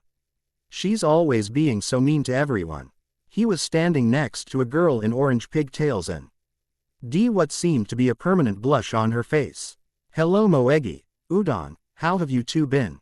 The two just shrugged and continued to watch. Is that your sister, Hinata-chan? Yes Naruto-kun, she sighed. She really didn't like her sister's attitude as of late. She used to be such a sweet little girl. But then the elders got a hold of her and brainwashed her into thinking she was better than everyone. An attitude that one day may get her killed. Yeesh. She seems happy. And another thing, Konohamaru yelled, getting closer to the young girl's face. You never smile or laugh. What are you, dead or something? He asked, pinching her arm. The reaction was not what he was expecting. In a second there was a low hiss and Konohamaru lay 20 feet back on the ground with Hanabi crouched down and palm forward. She had her Byakugan activated and a sharp scowl on her face that the members of Team 8 and Naruto thought should not be on an 8-year-old's face. You disgust me, Sarutobi. The young girl spoke coldly. Your whole clan has become a disgrace. Nothing but a bunch of worthless monkey-loving Seeing the surprised look on her face, the group turned to see Konohamaru standing with his arms swinging limply and head bowed towards the ground. Slowly, a brown color began to spin on the ground around and out of him. You jerk, he screamed, his voice more guttural than normal, before rushing forward and closing the gap between them. Surprised, the girl swung towards his head, but he quickly slid behind her in a cartwheel. Using his feet, He grabbed her head and spun around, slamming her into the ground. He pushed off with his hands and jumped back a good few feet, already in the same stance as before, only swaying slightly. Naruto noticed that his muscles were tensed and his body seemed to radiate heat. He didn't know what the brown color chakra was, or why it was visible, but he could tell it was taking a toll on Konohamaru's body. Looking closely, he could see the pupil of his eyes took on a diamond-like shape, muscles twitching and breathing heavily, obvious reinforcements that the boy was going through chakra strain. Hanabi had already picked herself up off the ground and was glaring daggers at the odd boy. Quickly the two then began to run at the other, but were stopped by Naruto and Hinata. Enough! They yelled, landing between the two and tossing them back with ease.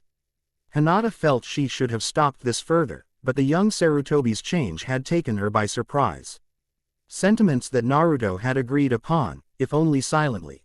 Hanabi, say you're sorry. Hinata asked kindly, looking down at her young sister. Or what? The younger girl growled, angrily wiping off the dirt from her back.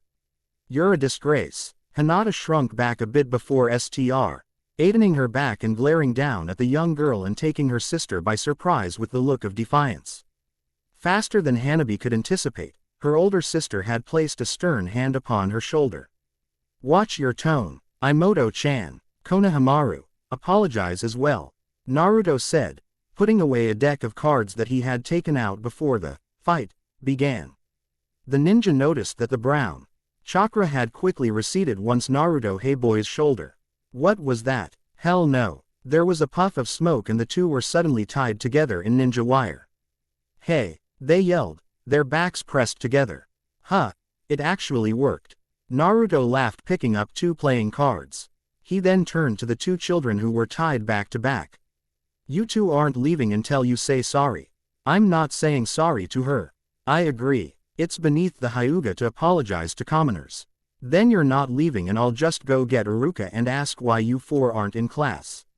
The blonde mused. Also, Hyuga, keep in mind that the so-called commoner is the Hokage's grandson and has just as much, if not more, social standing that you. He added, watching the girl pale slightly. I'm sure our village leader would love to hear what you spoke about his clan. I don't go to that school, Hanabi said smugly, and it's not like the Hokage will believe a street rat like you. Father dropped you off this morning, Hanabi-ne-chan. Hinata spoke, and Naruto-kun happens to be very close friends with the Hokage, as well as one of his shinobi. Keep quiet, you worthless piece of. You don't talk to family that way, Naruto roared, emitting a small amount of ki, shutting everyone up.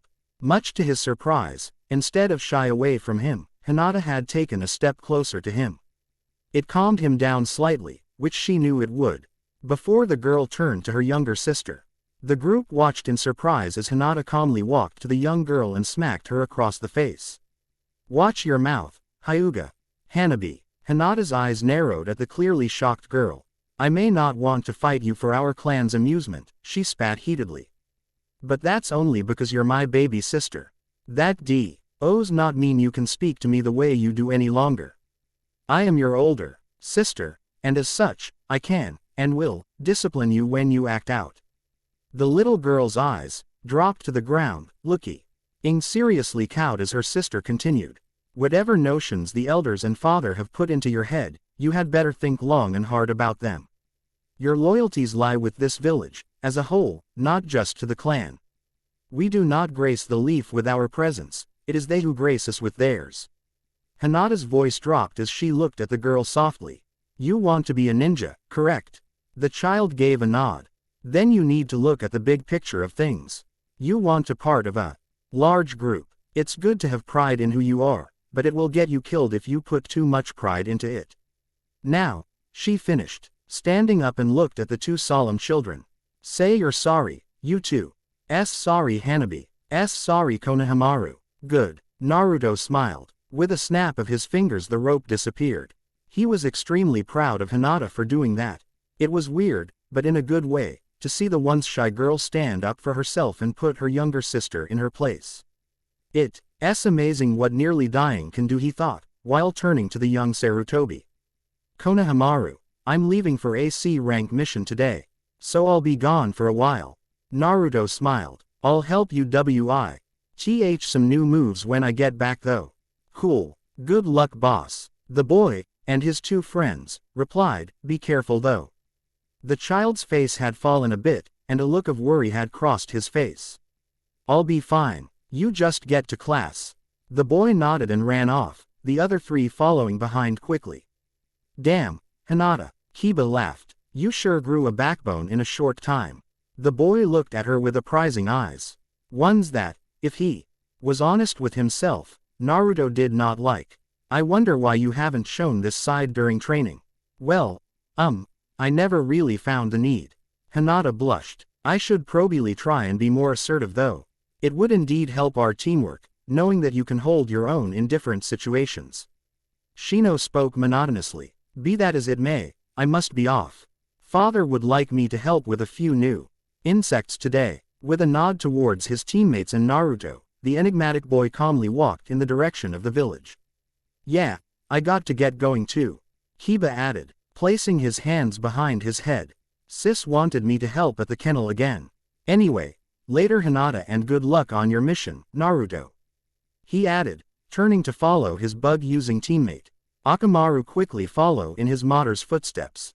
Naruto-kun, Hinata mumbled as she watched her teammates leave. What gate are you leaving from? Southern. Why? He asked, quirking an eyebrow. I want to give you something before you leave, so wait for me, please. She was blushing and tapping her fingers together, but looking at him with hopeful eyes. Sure thing, Hinata-chan. He smiled. I'll see you in a bit. With that he disappeared into the bushes. The demons of the mist. Naruto smiled contentedly at the charm bracelet hanging from his belt. Hinata had given it to him just before he had left. So far it had 3 charms. A 4-leaf clover, 2 hands grasping each other and a fox's head luck, friendship and trickery, things that seemed to describe him perfectly. It had been 2 days since Team 7 and Tazuna had left the Leaf Village on their way towards Wave and the entire team was bored out of their mind. While it was nice to be out of the village walls for once, each of the genin was hoping something would happen. Heck, a wild animal attacking would be preferred over Kakashi's giggling and the bridge builder's drunken ramblings. Naruto idly fingered the bracelet once more, remembering their parting at the southern gate with a soft smile. Be careful, Naruto-kun. Hinata had mumbled after handing him the bracelet. She looked like she had sprinted to her clan home and back again. Naruto wouldn't be surprised to know that she had. He smiled widely at the gift before looking back at the young woman. Thanks Hinata-chan. He blushed, noticing the soft look she was giving him. It's really nice. She giggled, brining her hand up to cover her mouth. It also describes you perfectly. Her face quickly lost its happy look, sagging into a more concerned one. Naruto-kun, please be safe. It's just a C-class mission, Hinata-chan. He assured her, affectionately placing a hand on top of her head. She blushed and gave mocking glare. Don't worry, it was an amusing sight. He was sure, considering the Hyuga heiress was an inch or 2 taller than him, but he just loved seeing the alive sparkle in her eye whenever she found something funny. She was beautiful that way. You're right, I guess I'm just nervous. She blushed, brushing his hand off of her head, but gave his hand a small squeeze before it dropped to his side. You should get going. I'll see you soon. The look in her eyes told him that she thought something might happen, the same as Konohamaru had before he left. They're just friends that are worried, he mentally told himself. While taking out his deck of cards and biting his right pointer finger, he began writing on the back of the first card. He needed something to distract his mind from the thought of them. Quote, why are you writing on the back of playing cards, Naruto? Kakashi asked, actually looking up from his book. The man was curious, as he had never seen that application of seals before. In the nearly months that the team had been together, he had gotten over his grudge against the boy and learned to see that he was a good student. In fact, all of his students were endearing to him. Slowly but surely, they were making him proud to be their sensei. It was an odd feeling for him. You'll see, eventually. The boy smiled, without looking up from his work. Suddenly, something inside his gut flared, putting him immediately on edge. Where's your usual bingo book? Sakura asked. I finished it, he replied, glancing sideways at 2 puddles on either side of the road. Naruto discreetly dropped 2 of the cards that landed on each puddle as the group passed. It hasn't rained in days either. Suddenly, the puddles leapt into the road, forming into 2 men with gauntlets connected to a spiked metal chain that wrapped around Kakashi. With a sharp tug, the 2 tore Kakashi to pieces. 1 down. One said, over Sakura's horrified scream. 3 to go. The other finished, dashing toward Naruto, while the other headed towards Tazuna. Sakura, protect Tazuna, Sasuke yelled as the tossed a kunai, pinning the attacker's chain to a tree. The man never even faltered as he unhinged the gauntlet and continued his attack. Dobi, run, Sasuke yelled, seeing his teammate wasn't moving. Naruto smirked, raising his hand as the man leapt.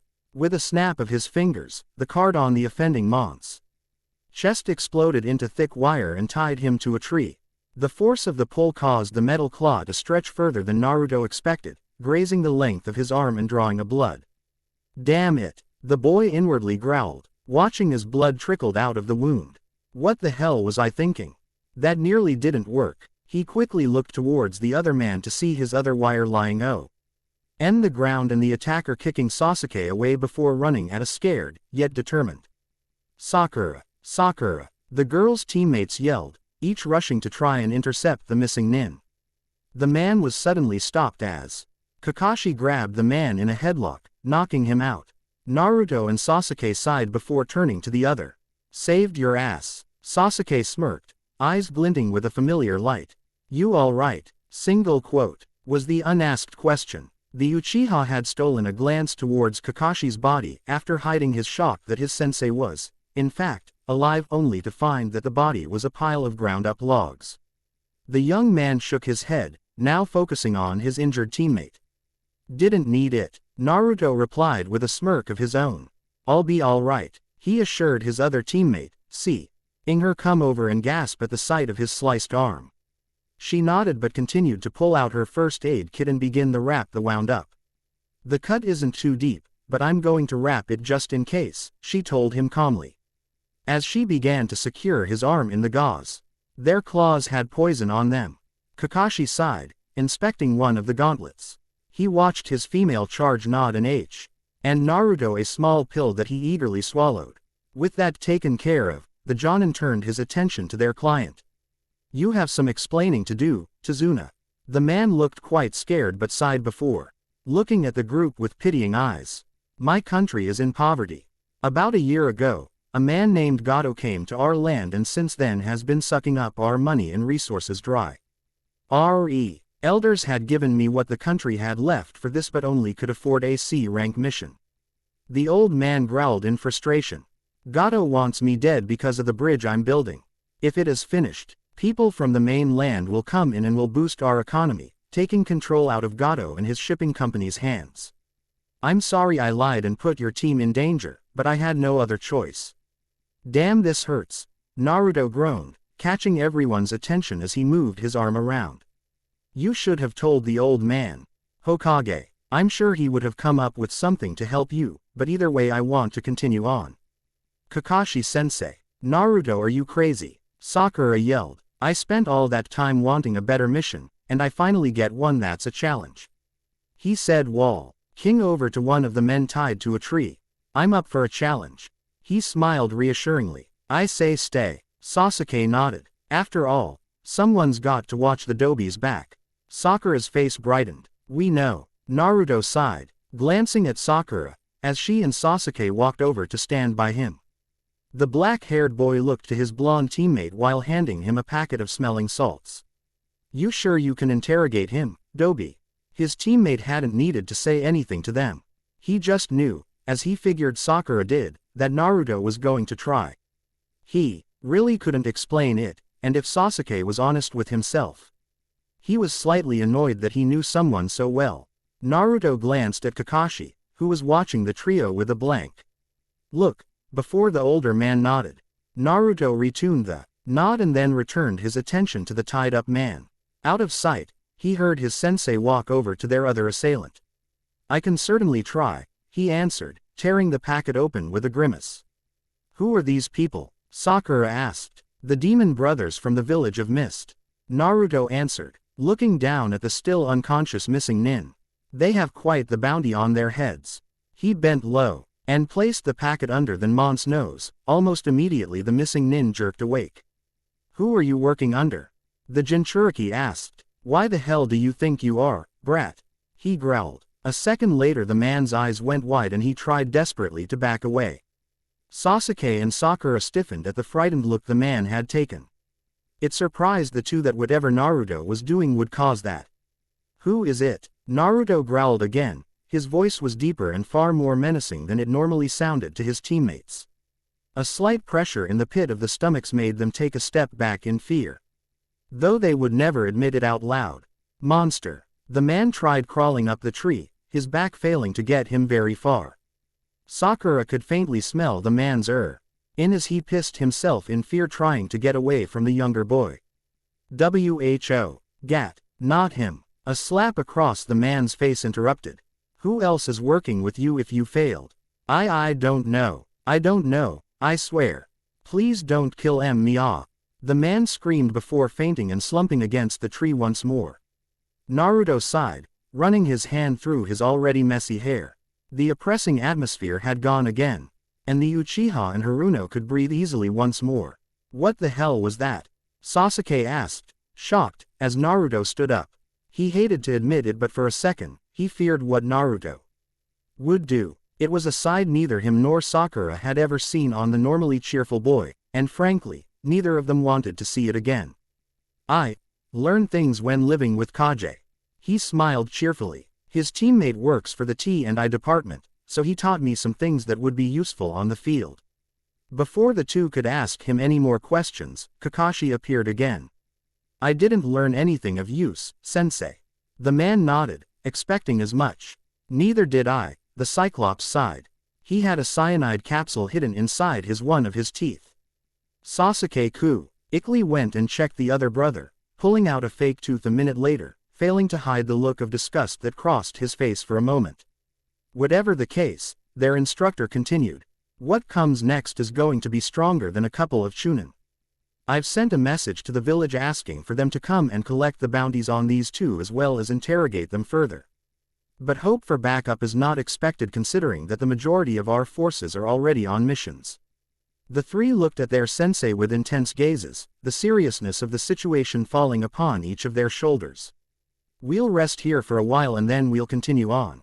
It had been a few hours since their run-in with the demon brothers. The team had been on constant pins and needles since their first encounter. Always on the lookout for suspicious activity. Even Sakura was, for once, acting serious, which greatly surprised both the boys. After getting to the ocean's edge, Team 7 boarded a small boat to reach wave. The ride was slow, due to them having to row instead of using the engine as to not be heard, but soon they reached land. Be on your guard, team. Kakashi warned as they got into their positions around Tazuna. As the group continued to walk, the team began to feel very nervous. Each of them was sweating a bit and eyes darted from side to side. Kakashi used to himself that his team was surprisingly handling things quite well for being such a potentially high-ranked mission. Despite his thoughts on of his own team back during the war, he realized that as time went on and he worked with the three further, the similarities between the two teams, while close to one another, were also very far. Sasuke was, at least in his mind, a spitting image of a younger Kakashi. The boy was a prodigy. He worked tirelessly and his attacks, techniques, and plans were nearly flawless, for a genin. He was driven, even though Kakashi did not like his particular drive. And it certainly made him worthy of the Rookie of the Year title he had been given. Things came naturally to the boy and it showed. While not a stickler for the rules as Kakashi had been, the young Uchiha reminded him of himself. But then again, the boy was already starting to open up, something that Kakashi had not done until it was too late. Even though the young man had his misgivings towards his two teammates. Already Kakashi could see that Sasuke could read the two other genins' actions and plan accordingly, just as they could do with him. It was astounding the amount of progress these three had made in just less than 2 months of training together. It was a trust that had crept up on the three and influenced them subconsciously, and was only a matter of time before they consciously realized it. Sakura was someone that reminded him of his former teammate, Rin. Like the Inuzuka, Sakura was kind and understanding towards both her teammates, a little more violent towards one of them sadly, but could not hold her own until recently. She was making, to his surprise, astonishing progress from her former level after leaving the academy. Already the young Haruno was delving into the medical arts, something that Kakashi had noticed while subtly watching the three genin after training, and taking to it like a fish to water. He was curious to know, though, what made her want to pursue that particular ninja art. Whatever it was, it had improved her attitude towards the ninja life as a whole. He had watched her pore over countless medical books, making notes, and even going as far as to try to perform techniques on fish, a very advanced technique for beginning medical users. While she had yet to make any success in that regards, she had not given up and was, as far as he knew, still trying. However, all this begged the question of why she showed the same fangirl attitude during training. Yes, it was toned down, but it was still there. The Jonin knew it would not just go away. But what did the girl have to hide? On the subject of hiding, Kakashi's mind drifted toward the final member of Team 7, Uzumaki Namikaze Naruto. Kakashi would be the first to tell you that he did, in fact, hate the boy. At least that would be his response if you had asked him a month ago. Yet, slowly but surely, the young blonde had shown him that he was not the demon that he contained. Eden was just a hard-working ninja that had been given a horrible lot in life. Kakashi trusted his sensei's seals. They were the best of the best and could not fail. He knew that, but that stigma could not be broken so easily. Or at least until Naruto had wormed his way into Kakashi's heart. The boy had an air about him that made people want to trust him, to believe in him, and it was something that reminded Kakashi of Obito the most.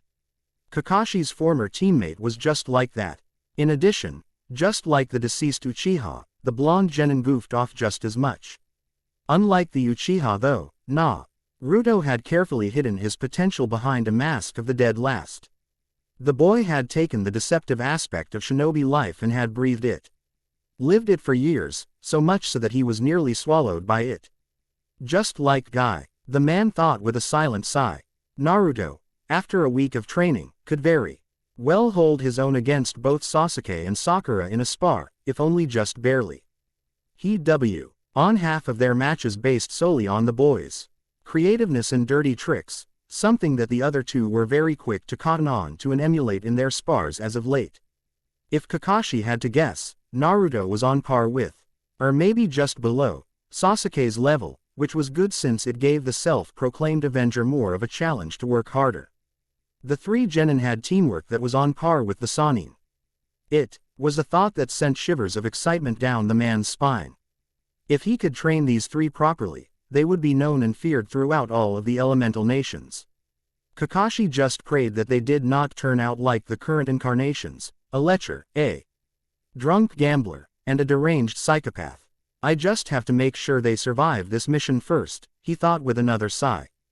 He was pulled from his thoughts when his blonde student began to be beaten over the head for, from what he could tell, nearly killing a white rabbit the boy found hidden in a bush. White rabbit, Kakashi thought before feeling a slight pickup of chakra from behind them, as well as a low swoosh of an object speeding through the air. Get down, the man yelled, pulling Tazuna down. Sasuke grabbed Sakura and Naruto right when a Zanbato spun where their necks should have been a second ago and dug itself deep within a tree. As it hit, a man with bandages on his mouth and scars all over his body landed on the huge weapon. His black, eyebrow-less eyes looked malevolently at the group. On his head, tilted to the side, was his headband with the insignia of the village. Hidden in the mist crossed out. When he spoke, his voice was gruff and menacing behind his bandages. Hitaki Kakashi, also goes by the name, Copycat, Kakashi. What a surprise this is. He laughed, taking in the group as if they were ants. You must be Momochi Zabuza, a former member of the Seven Swordsmen of the Bloody Mist. Naruto interrupted. You were exiled and named Rouge after a failed coup d'état against the Mizuki. You're listed as a high A rank, low S rank, missing nin. You also killed your entire graduating class without ninja training, giving you the name Demon of the Mist. Shit, we won't be able to handle him for very long, the Uzumaki panicked internally.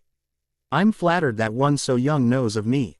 The proclaimed demon spoke, eyeing Naruto with newfound interest. I find other villages' history entertaining. Naruto suppressed a shudder. He should not have spoken. It painted a much larger target on his head than needed right now, especially with this man. But his voice worked solely out of fear. This was a situation that he did not expect to be in, even though he should have. Who are you? Uzumaki Naruto. He replied with a small bow, watching as Zabuza laughed. He had hoped that a little theatrics might distract the man, but it obviously did not work. So you are one of the last Uzumaki? He asked, and the boy with the fan on his back is an Uchiha. He chuckled before turning his attention back to Naruto. I've met another one of you before.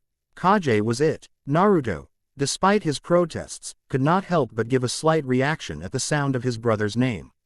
One that Zabuza seemed to take pleasure in. Yes, he's given me quite a few of these scars. It's ironic what has happened to him and who you're sided with, given your history. Naruto's eyes widened further as fear gripped him. What do you know of my brother? He whispered shakily. I'm not one to say. The demon laughed, grabbing the hilt of his blade. Kakashi, hand over the old man and I'll spare your team of children. No can do, Zabuza. Kakashi replied dryly, lifting his forehead protector to reveal a Sharingan eye. How can he have the Sharingan? Sasuke whispered softly. Is he? Just then, Zabuza leapt from the tree and landed water's surface. Naruto watched closely as he performed a few hand seals, then said darkly, Kurigakure no Jutsu. Slowly, a thick mist began to enclose the area. Sarinto Kuringu no Jutsu, Naruto gasped, glancing at his teammates. I take it we need to be careful, Sakura whispered as she backed up to cover Tezuna's left side. Knowing the other two had moved as she did, forming a triangle around their client. Shika's chakra, laced with killer intent, flooded her senses. Even so, she struggled to suppress her body from shaking and pay attention. Naruto nodded. If we're not, we'll be dead before we know it. He sighed, closing his eyes in concentration. 8 points, a voice grinned. Liver, lungs, spine, jugular vein, carotid artery, brain, kidneys, heart. The 3 genin stiffened as the killing intent spiked unnaturally. Where's it coming from? Sakura yelled. It seems like he's everywhere. She couldn't breathe. Her lungs felt like they were going to collapse with every breath she took. She could vaguely feel Sasuke and Naruto trying to force chakra through the area, hoping it as a genjutsu that was causing them to feel this vulnerable and weak. The weak feeling that she knew the two hated above all else, a feeling that she was starting to hate just as much. It had to be a genjutsu that was doing this and not their own inexperience. Now, which critical point shall I choose? So much killing intent. Naruto thought, scared, his hands shaking as he tried to weave hand signs together. It was all he could do to not snap his own neck and get away from this oppressive feeling. Nothing, not even the villagers' avoidance of him felt this horrible. He wanted to die, but he knew he couldn't. Not yet, Kami. Please let this work. This is what it's like, Sasuke thought, trembling. 2 jonin ready to kill each other at a moment's notice. You almost want to kill yourself. To get away. Slowly and without notice, he began to raise his kunai. He wanted to die. This was too much. Not even Itachi had made him feel this powerless, this pathetic. He just wanted to get away by any means necessary. Calm down, everybody, Kakashi shouted, making the 3 stop. His chakra suddenly flooded the 3 genin, calming them down instantly. I won't let my comrades die. I promise. Too late, Zabuza retorted, appearing in the center of the group.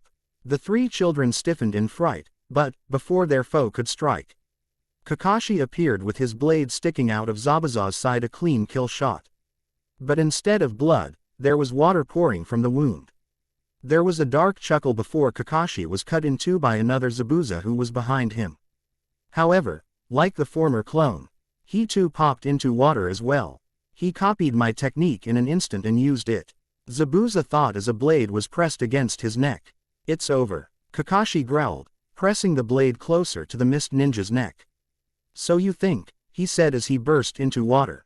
Kakashi's eyes widened and he stumbled back as a large Zanbato pierced the ground where he was standing, using it as a post. Zabuza spun and kicked Kakashi, sending him flying into the lake. Suiro no Jutsu. The silver-haired Jonin was trapped inside a large bubble of water, Zabuza's arm holding it in place.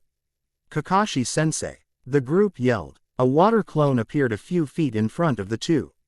I think I'll kill your team first, Kakashi, right in front of you. Take Tazuna and run, Kakashi yelled. Quote, this fight was over the minute I was captured. Shit, Naruto cursed. We need a. Zabuza's clone suddenly appeared in front of the group, Zanbato arched mid-swing. Kakashi watched horrified as, in an instant, the demon of the mist's clone carved a bloody arch through the three genin in their charge. He watched as the bodies of his students, each with a horrified look upon their faces, fell grack fully to the ground before suddenly exploding into a fiery ball of flame and molten steel, killing the clone. It was this that caused the astonished Zabuza to barely block the projectiles coming at him and his captive from the tree to their left. Raising his blade, he watched with veiled surprise as playing cards indented themselves into his famed blade before exploding, nearly taking his arm off in the process. As it was, the force of the blast knocked the blade away from him and pushed him further into the water, surprisingly still holding Kakashi in place. You brats! The missing nin roared, facing the tree where the odd weapons came from. Naruto cursed as Sasuke and Sakura helped him up, using the Jibaku Bunshin no Jutsu, putting them under a henge to make them appear like his party, and having them go off at a specific point after their death, as well as those card bombs and Kawarimi no Jutsu took a lot out of him, even with his large chakra reserves. He was tired and his disappointment that his plan did not work was not making the situation any better. Damn it, he murmured as he watched the man ground himself more on the water. Good job, Naruto, Sakura spoke, fully lifting him up with Sasuke's help. You got his sword away from him. She was surprised the plan did not work fully, but at least Zabuza's reach couldn't kill them any quicker. She watched Sasuke nod with a tight smirk upon his face. She knew, even though he still would not admit it, her crush was impressed with the blonde-haired boy's plan. We've all changed so much in 2 months, she thought with a happy sigh. Yeah, Dobi, now leave it to the professionals. Sasuke silently took out a large Oni shuriken, and unfolded it. I think I can distract him with this while you make another one in its shadow. The Uchiha turned towards Sakura. Think you can guard me while I don't think I'll let you do that. Turning quickly the trio froze as a man appeared behind them in their charge. Tazuna stiffened and shakily glanced behind him.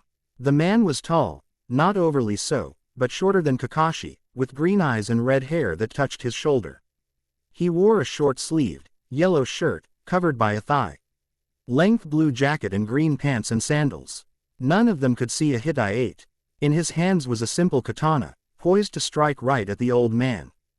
Goodbye, bridge builder. He smiled before striking. Acting on instincts, Sasuke swung the Oni shuriken as hard as he could, knocking the blade out of the way. Sadly, at the same time, Sakura tackled Tazuna out of the way, causing the sword to pierce her shoulder instead before being ripped out as Naruto grabbed the three and leapt back into the clearing. The three landed harshly, each barely being able to stand up.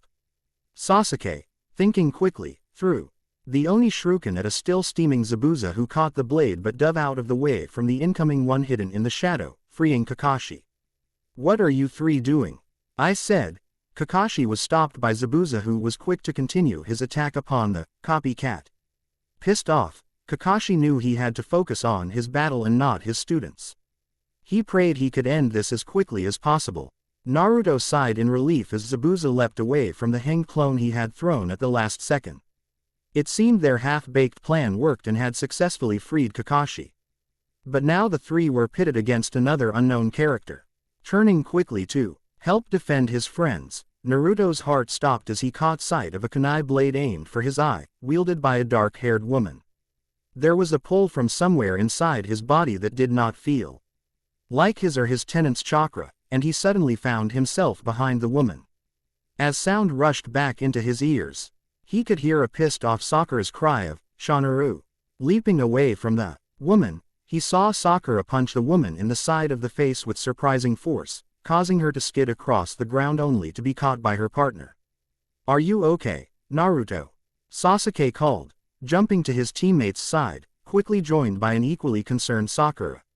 Naruto numbly nodded, watching the two adversaries, all the while trying to pay equal attention to their sensei's battle and the bridge builder who was pressed against a tree behind them. "You're quick, boy." The woman smiled predatorily as the male helped her up. Her voice was soft, nearly music-like, but with a hint of danger thrown in. "How'd you do that?" Naruto and the three just glared at the duo, their weapons at the ready. Sasuke and Sakura could feel the chakra draining from the econ that passed, their attention split just like their teammates. While both were silently impressed by the actions of the blonde, they knew they would wait until later to ask the same question. "Who are you?" Sasuke asked, eyeing their opponents carefully. "Why did you interfere with our battle?" "Such a naive boy." The male laughed. "To think had once a battle has started nobody else could join in. You Uchiha really are arrogant." His voice was deep, nearly baritone. If Naruto had been standing next to the man, he would bet that his ribs would be vibrating from the sound alone. "And yet, you are surprising. That little plan you came up with actually worked. Certainly took Zabuza by surprise. Your teamwork is also quite good.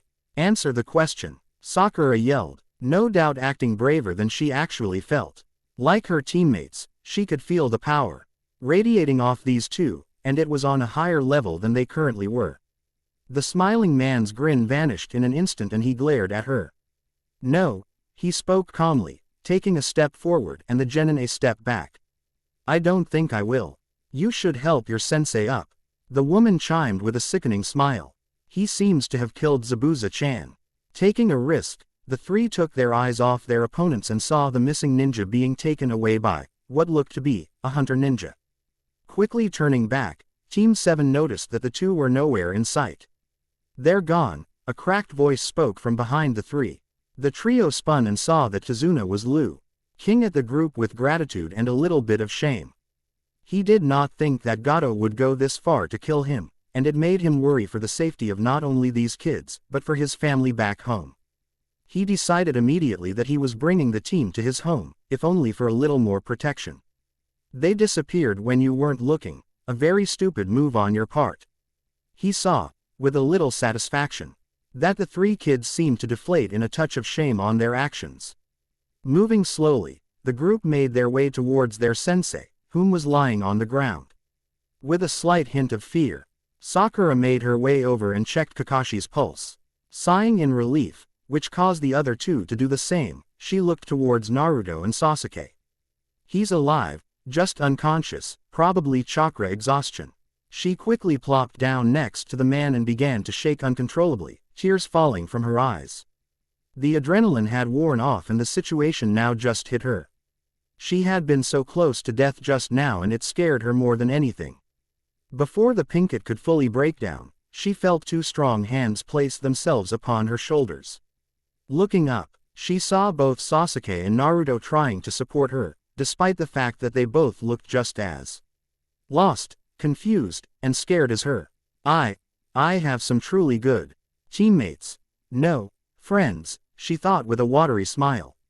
Unknown to her, her thoughts mirrored the two boys as Team 7 did its best to comfort one another. The end. Remember to subscribe and like this video. See you in the next video.